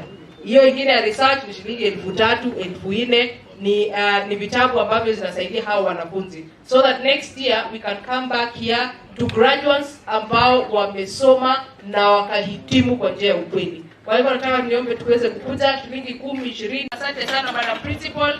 May the good Lord bless you. Tukuje tu vile tuko. Karibuni sana. Karibuni. Let us bless Kobujoi Development Institute. Niko na mpesa hapa, karibuni. Thank you very much. Asante sana. Pigieni hao wanafunzi makofi. Pigieni hao wanafunzi. Bless you. Asante sana. Thank you.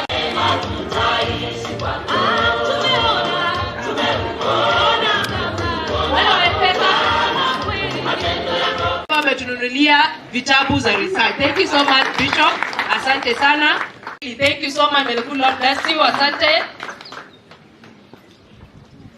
Thank you so much. And our chief guest today, pia naye ametutumia kwa simu ya sister Madam Principal 5,000 shillings for the same. Thank you. That is the main purpose of us being here. Congratulations to the graduates kwa kazi nzuri ambayo mmefanya. So I want to be sure you are around. So nikiita jina utasimama. Diploma in Social Work and Community Development in the 20th graduation with distinction 1. Anya Goreti, continue standing. Anya Goreti, Asa Bright, Asipitar Maureen, Chekwech Ruth, Chekorit Daisy, Ekidor Belinda, Emeku Rafael Chegem, Imbosa Modlin, Jepketel Florence, Jerome Helen, Kasandi Linda, Kipletin Collins, Kiptokwe Joshua, Lekea Naukian Charles, Mulama Faiza, Mwangi Maina John, Odugu Angela Tabu, Okaya Abigail, Okumu M. Edwin, Opili Philip Oswoma, Pororo Rotino George, Rebecca Esther Ochieng, Sharon Nasimiu, Simiu N. Jacinta, Torotich Purity, Wafula Nekesa Stella, Waiti Ruth Wanjiru, Wanjala Doreen, Wanyama Virginia Nangila, Wekesa Melody Nafula, Ondiek Fanis Nyagoa, Naomi Chemtai. Credit. Adhiambo Pauline Otieno, Akoga Anastasia, Alviza K. Ann, Ambrose Lochilia, Ann Otuda, Anyango D. Ouma, Anyole Grace, Aria Caroline, Atieno Catherine Ochieng, Auma Dorothy, Auma Scholastica Mary, Barasa Brian, Brenda Malasi, Brian Cornell, Oskuku, Chelagat Gertrude, Chepkemoi Annette Mengich, Chepkwech Dorin, Cherotich Aurelia, Cherotich Marian, Dennis Odhiambo, Doreen Amoit, Emai Eric Levy, Esaba A. Max Miller, Gideon Nyambeki Bleda, Iska Jepsingok, Jebet Caroline, Jebet Grace, Jepkirui Nancy, Jepkwech Roda, Jebiengo Evelyn Chirchir, Jerona Betsy, Jerolo Patricia, Haelma Diana Naliaka, Kibegwa K. Grace, Kiminda Samuel Maina, Kipkirui Lagat Ronald, Kiprono Cherop Caroline, Kipiator Meshach Chesimit, Kisam Cherotich Stella, Kisiangani Wanyonyi Tony, Koech Jepchirchir Sheila, Kuwa Mary Wajiru, Litunda S. Fulgence, Logokoro Jeremia Ekuom, Lubakaya W. John, Lugoba Maureen, Masharia Cynthia Wanjiku, Makoha Munyanya Laurin, Makoha N. Claire, Miriti Cynthia Gatweri, Masi Jepitok, Miheso Dennis, Monica Njeri Muigai, Mutave M. Pascolina, Muyeko Elizabeth Nafula, Mwangi Joyce Wambui, Nakone Gabriel, Nasina Dorothy, Nasirubi Fidelis, Ndumu Jen Jerry, Nekesa O Koleta, Nywenyo Eric Onyango, Ogal Marion, Okuma Diambo Rita, Omondi Ronald Ade, Ongao O Steven, Orute W. Philip, Ouma Luke Omolo, Purity Chepto, Rono Cosmas.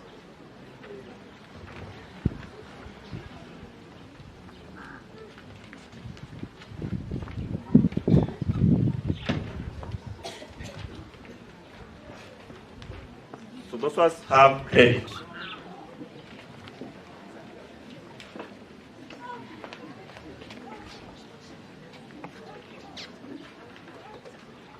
Rotich Chirchir Diana, Sandra Mkoye Wemboe, Sawe Jacqueline Cherotich, Chipuku Lydia, Taylor Cheno Salome, Wangila Naptutu Kezia, Wasike na Maemba Irene, Wechuli Nafuna Faustin. That includes the group of credit, 80 students for credit. Pass in Diploma Social Work, Owino Dennis Ayanga. The following students having started the institution and the Kenya National Examination Council have been awarded Certificate in Social Work and Community Development. Credit: Chepkwech Damaris, Ekitela Peter Ekale, Geoffrey Kipkirui, Jebotip Dibora, Jemtai Joylin, Judith Jepkorir Biwot, Kemboi Stanley, Kipkwech Hilary, Lokitoe P. Lokalae, Masika Naliaka Lorin, Nasimio Yvonne Nyongesa, Omondi Priska Akinyi. Certificate pass. Barmao Chepkemoi Caroline, Ipiegon E. Malel, Tarus Cheptu Milcent, Wasonga Brian, Diana Cheruto, Chemeli Josephine. The following students having satisfied the Institute and the Kenya National Exam Council have been awarded Diploma in Information Communication Technology. Distinction: Kapigen Esau Kisorio. Credits: Chikuku S. Anthony, Njenga Martin Karanja, Cheruba Mary Kitio, Anyakurit Bridget, Chief Kimoi Stanley Kirwa, Okisa Emmanuel, Stephen Kiomo, Francis Ekai. Representative teachers to give this student a pledge, a professional pledge. Professor Kapigen, tusaidie. Our second bonds, and they are the first graduating class. So thank you so much, the ICT class. And we have a class coming before them. That is the catechetical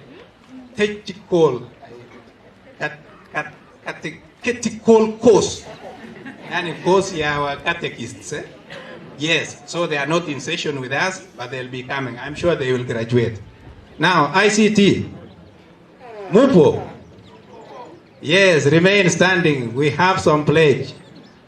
Briefly, Professor, there's a university next to yours who developed the M-Pesa program. And then whoever developed was given 20,000. After the program was running, some money was disappearing. So they went back to the developers and deployed them. For that reason, we have a pledge. We have very important information, but this is what guides us. We shall not go against you, our clients. Professional pledge. I pledge that after me, please, it's you, I'm just guiding you. I pledge that I practice my profession with the highest level of integrity and competence.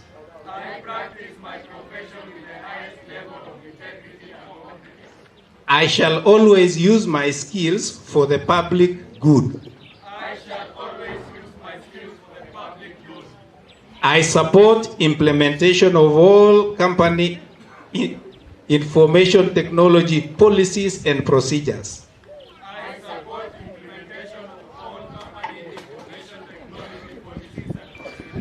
Including those for architecture, security change, approval, disaster recovery, standards, purchasing and service provision. I respect the privacy of my users, for their problems are not disclosed to me, that the world may know. I shall be honest about my limitations, continuously seeking to improve my skills through lifelong learning. I continue to practice and support a scientific process that is based on logic,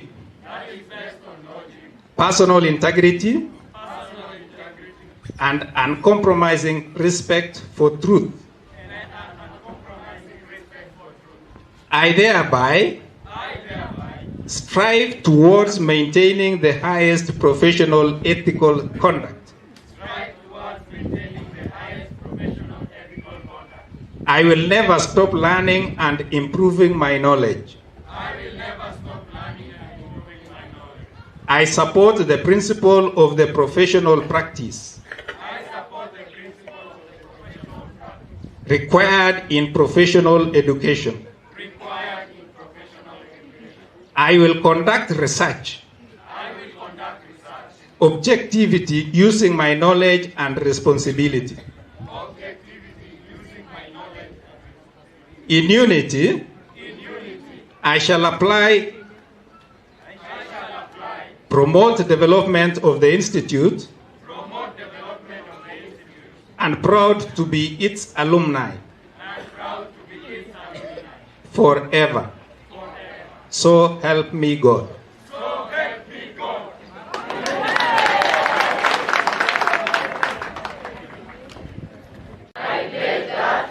I regard as my primary obligation the welfare of the individual or group served, which includes action of improving social conditions. I give precedence to my professional responsibility over my personal interests.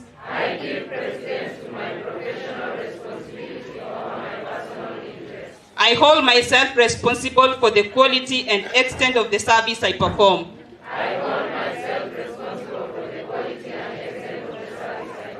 I respect the privacy of the people I serve.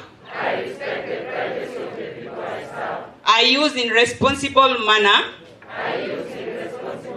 information gained in professional relationships. I treat with respect the findings, views and actions of colleagues and use appropriate channels to express judgment on these matters. I practice social work within the recognized knowledge and competence of the profession.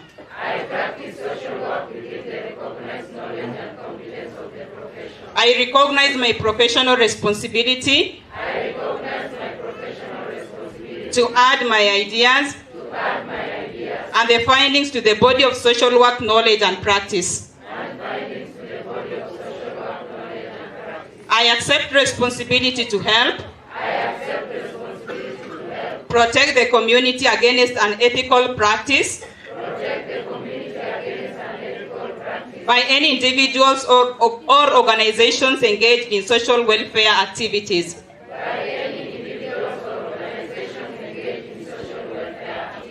I stand ready to give appropriate professional service in public emergencies.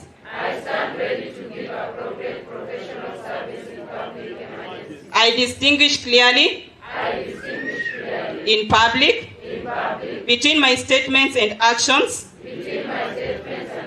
as an individual and as a representative of an organization. I support the principle of the professional practice required in professional education. I accept the responsibility for working towards creation and maintenance of conditions within the agency which enables social workers to conduct themselves in keeping with this code. I contribute my knowledge, skills, and support program of human welfare. So help me God.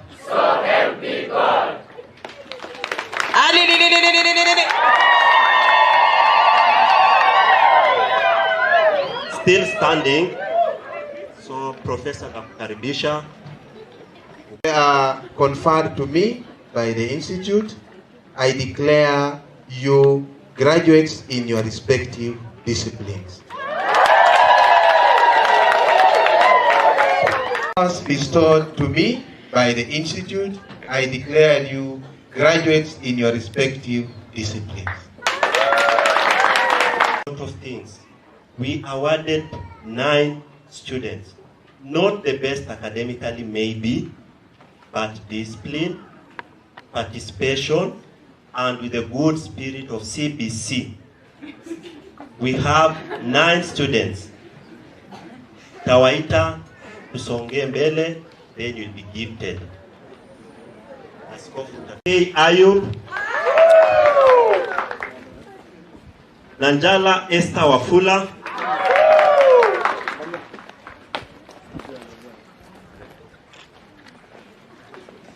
Tata Brenda, Line Cheben Saikwa, Rosemary Kwamboka, Jeruto Sheila, Esau Kapigen.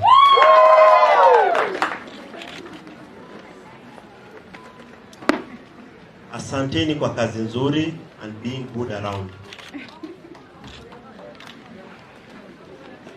Now we are heading to the issue of scrolls. We are going to the issue of scrolls.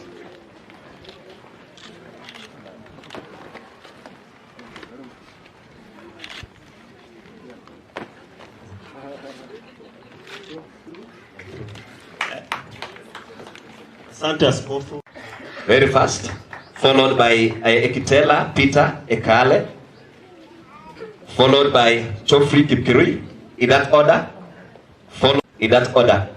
Please, very fast. Followed by Chemutai Joylin, Judith Chipkorir Piwot, Kemboy Stanley, Kipkoech Hillary, in that order.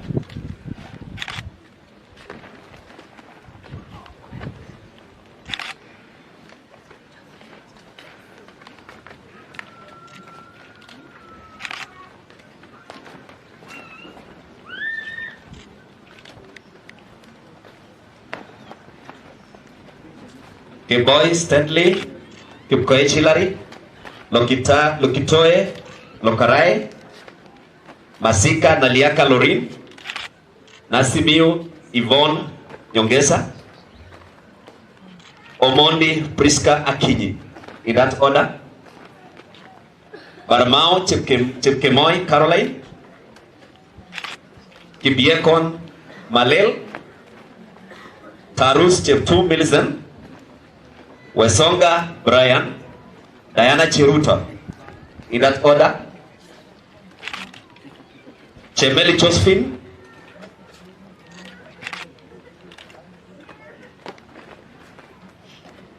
then Kabi Genesao Kisorio, Shikuku Anthony, Jenga Martin Karanja, Jeruba Mary Kitio, Anyoko Rich Bridget, Chipkemboy Stanley Girwa, Okisai Emmanuel, Stephen Thiongo, Francis Ekai, in that order.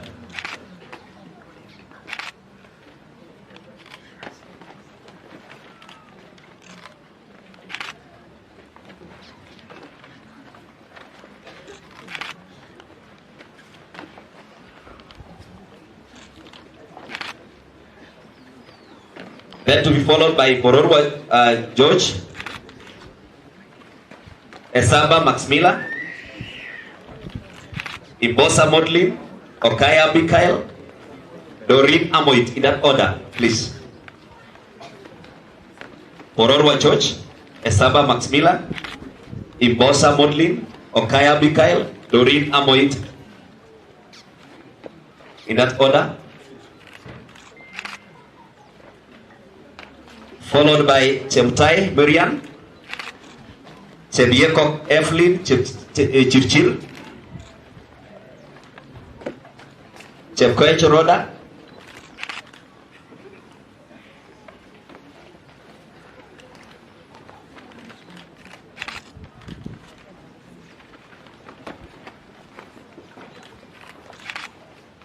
to be followed by Iska Chepsongok, Chirono Betsy, Wangila Nabututu Kesia, Chepketer Florence, Chepkemei Karen, Chepkirui Nancy.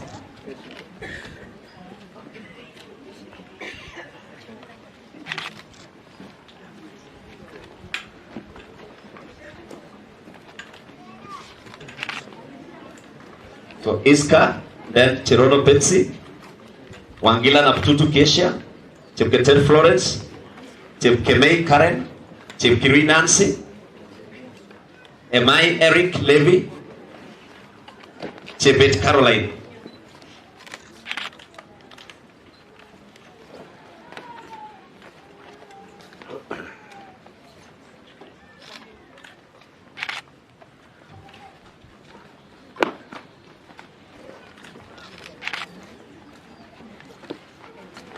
Followed by Dennis Odhiambo,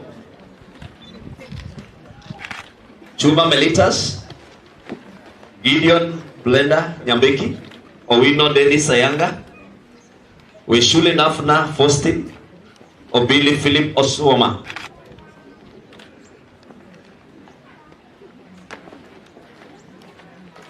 In that order.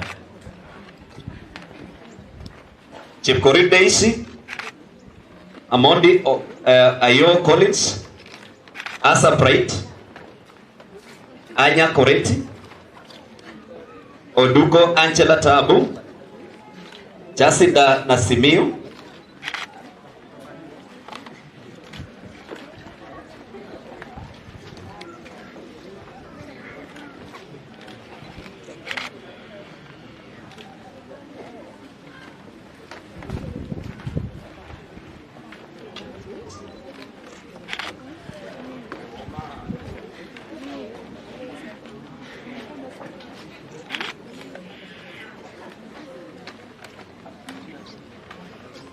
so Mwangi Maina John, Omondi Collins, Asa Bright, Anya Koreti, Oduko Angela,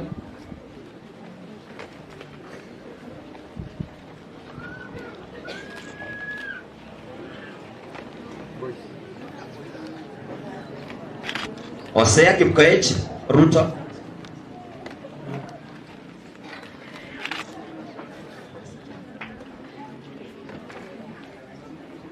Hosea Kipkoech Ruto, Rotich Kipkorir Noah, Nanjala Esther Wafula. Only if I have called your name, you come. If not, wait. Nanjala Esther Wafula, Wanyama Virginia, Wanjala Doreen, to follow in that order. Wafula Jude, Wafula Gideon, Haemba Diana,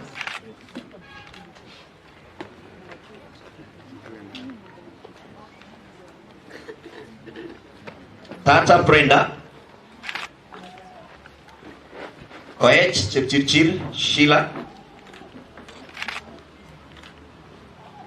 Kishiangani Wanyonyi Tony, Auma Scholastica Mary, Toroitich Purity, Wekesa Melody Nafula, Wanyonyi Wafula Titus, Rebecca Esther Ojeng.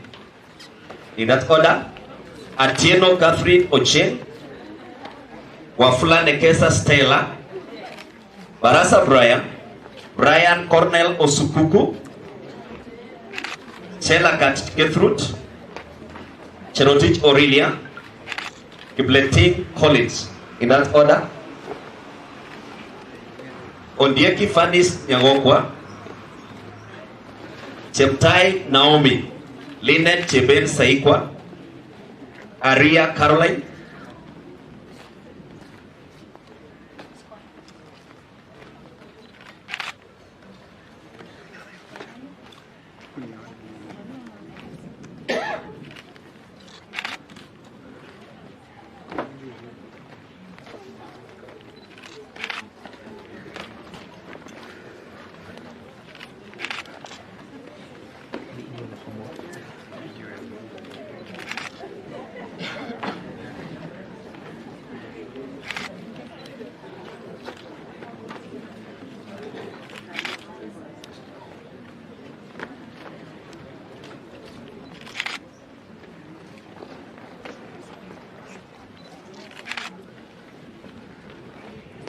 Mutai Ayuk, Atieno Ayecho Irene,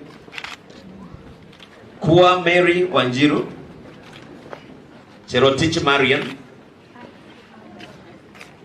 Lekei Giles,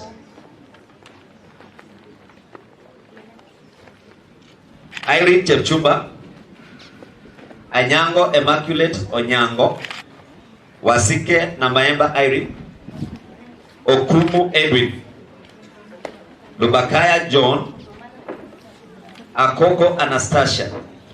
That order, Sidia Wanchike, Anyango D. Ouma, Lukofa Morin, Aspitar Morin,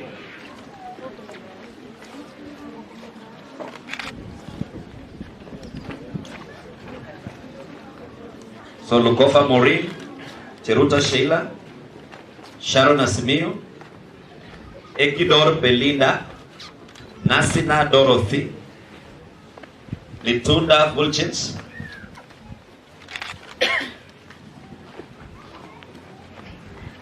In that order.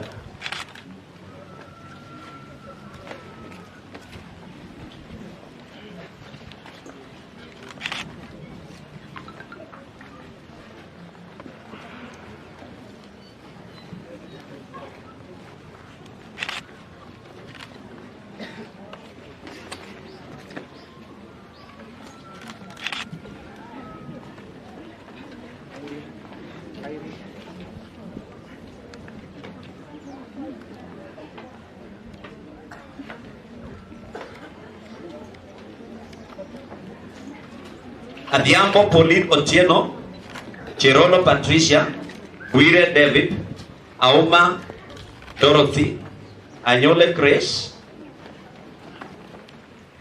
Chabwetich Mother, Cherob Helen, Kasandi Linda. In that order.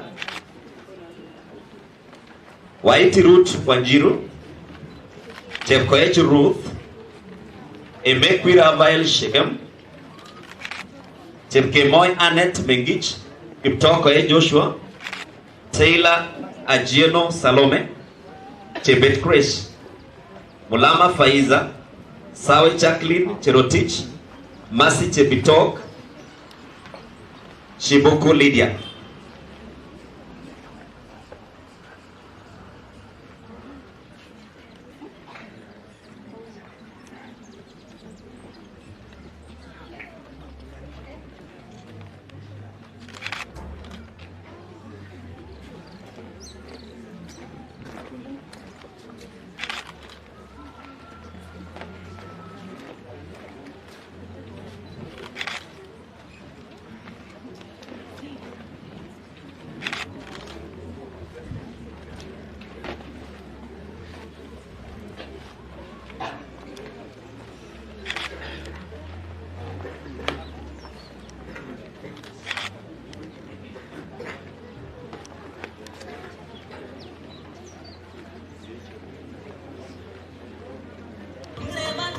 So Jacqueline Sawe, follow the line.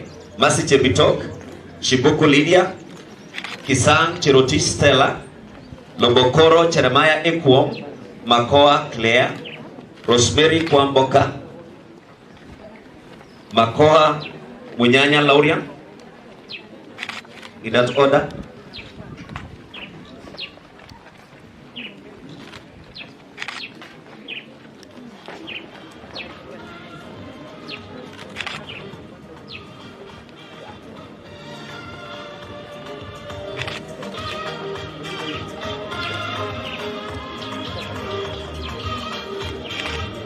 To follow,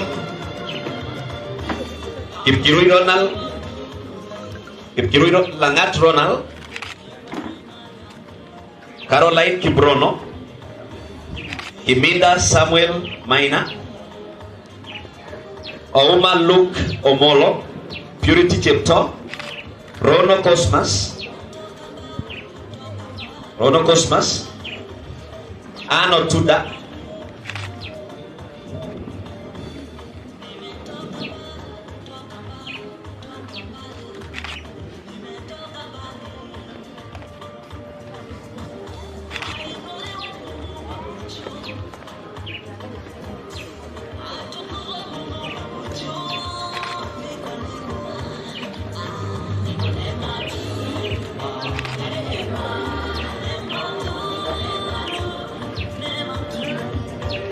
to follow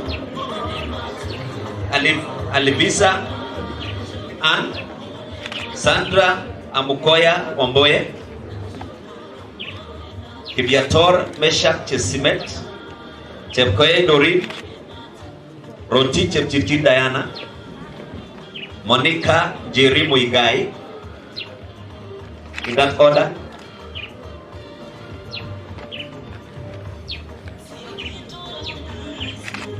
Okal Marion, Ongao Stephen, Rita Okumu, Orute Philip,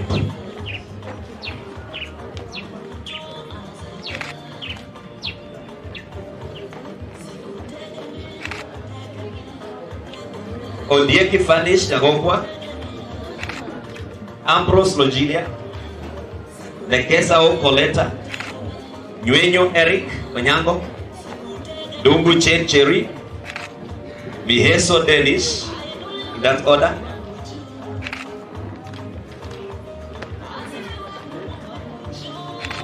Nagone Gabriel, Utafe Pascolina, Omondi Ronalade, Miriti Cynthia Katwiri, Mwangi Joyce Wambui, Elizabeth Nafla, Wieko,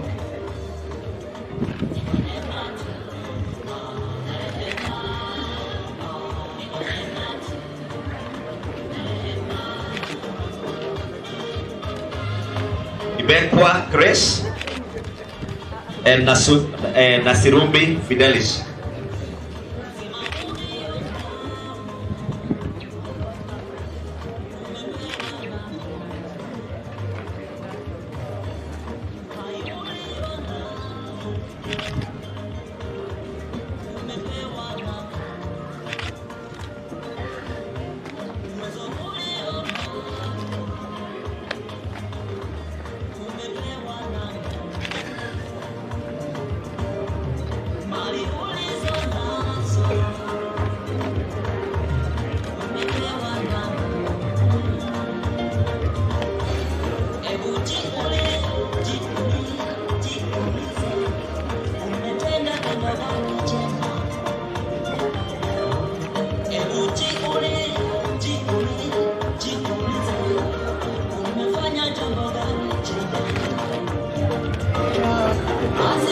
Hey, clap for her. Thank you, Professor. Thank you, Professor. Asante kwa kazi nzuri na asante kwa kukaribia. Abraham na team na kutafuta Professor, karibu sana. Asante kwa kuongelesha wanafunzi wetu. Asante sana. Will be the change. Baba Askofu, karibu sana.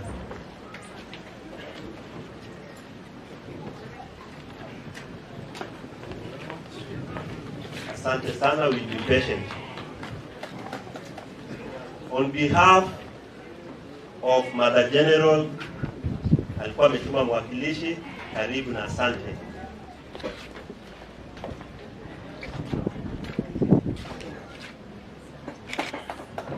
Fadhela na tunakukaribisha usaidie kuzawadi sister, pia ametufanyia kazi nzuri.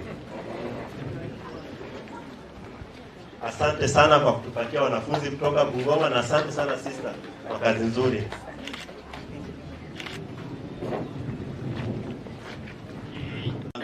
Karibu sister, natusaidia board, natusaidia kuzawadisha.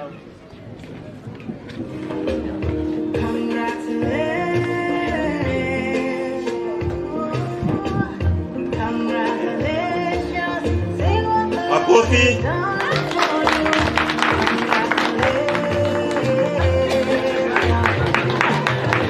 Haya, asante sana. Graduates wengine, tafadhali tusaidie tupatie askofu. Asanteni sana kwa kuja.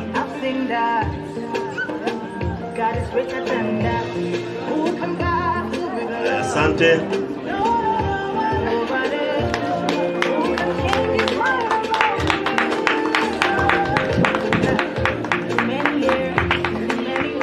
Asanteni sana. Bishop, nakukaribisha uweze kutufungia kwa sala. Mama, sasa tuombe ili Mwenyezi Mungu atubariki tunaporudi nyumbani, usafiri salama salamini. Jina la Baba na la Mwana na Roho Mtakatifu. Mwenyezi Mungu, tunakushukuru sana kwa siku ya leo.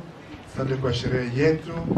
Asante kwa wale ambao wamehitimu. Tunaomba Baba wabariki wa pamoja nao, na pia wazazi wetu, wageni wetu wote, wageni wetu wa heshima, na kila mtu ambaye ulimjalia fika hapa siku ya leo. Kwa hiyo Baba, tunaporudi nyumbani, tunakuomba uwe pamoja nasi, tusafiri salama salamini, tufike nyumbani tukiwa na hiyo amani yako, na pia tunaombea institute yetu iendelee kunawiri zaidi na zaidi. Tunaomba yote Yesu Kristo mkombozi wetu. Bwana awe nanyi. Mwenyezi Mungu awabariki Baba, Mwana na Roho Mtakatifu. Asante sana, Mungu awabariki. Hello everyone, I am Esau Kapigel, a graduate from KIDS, Kobujoi Institute of Development Studies.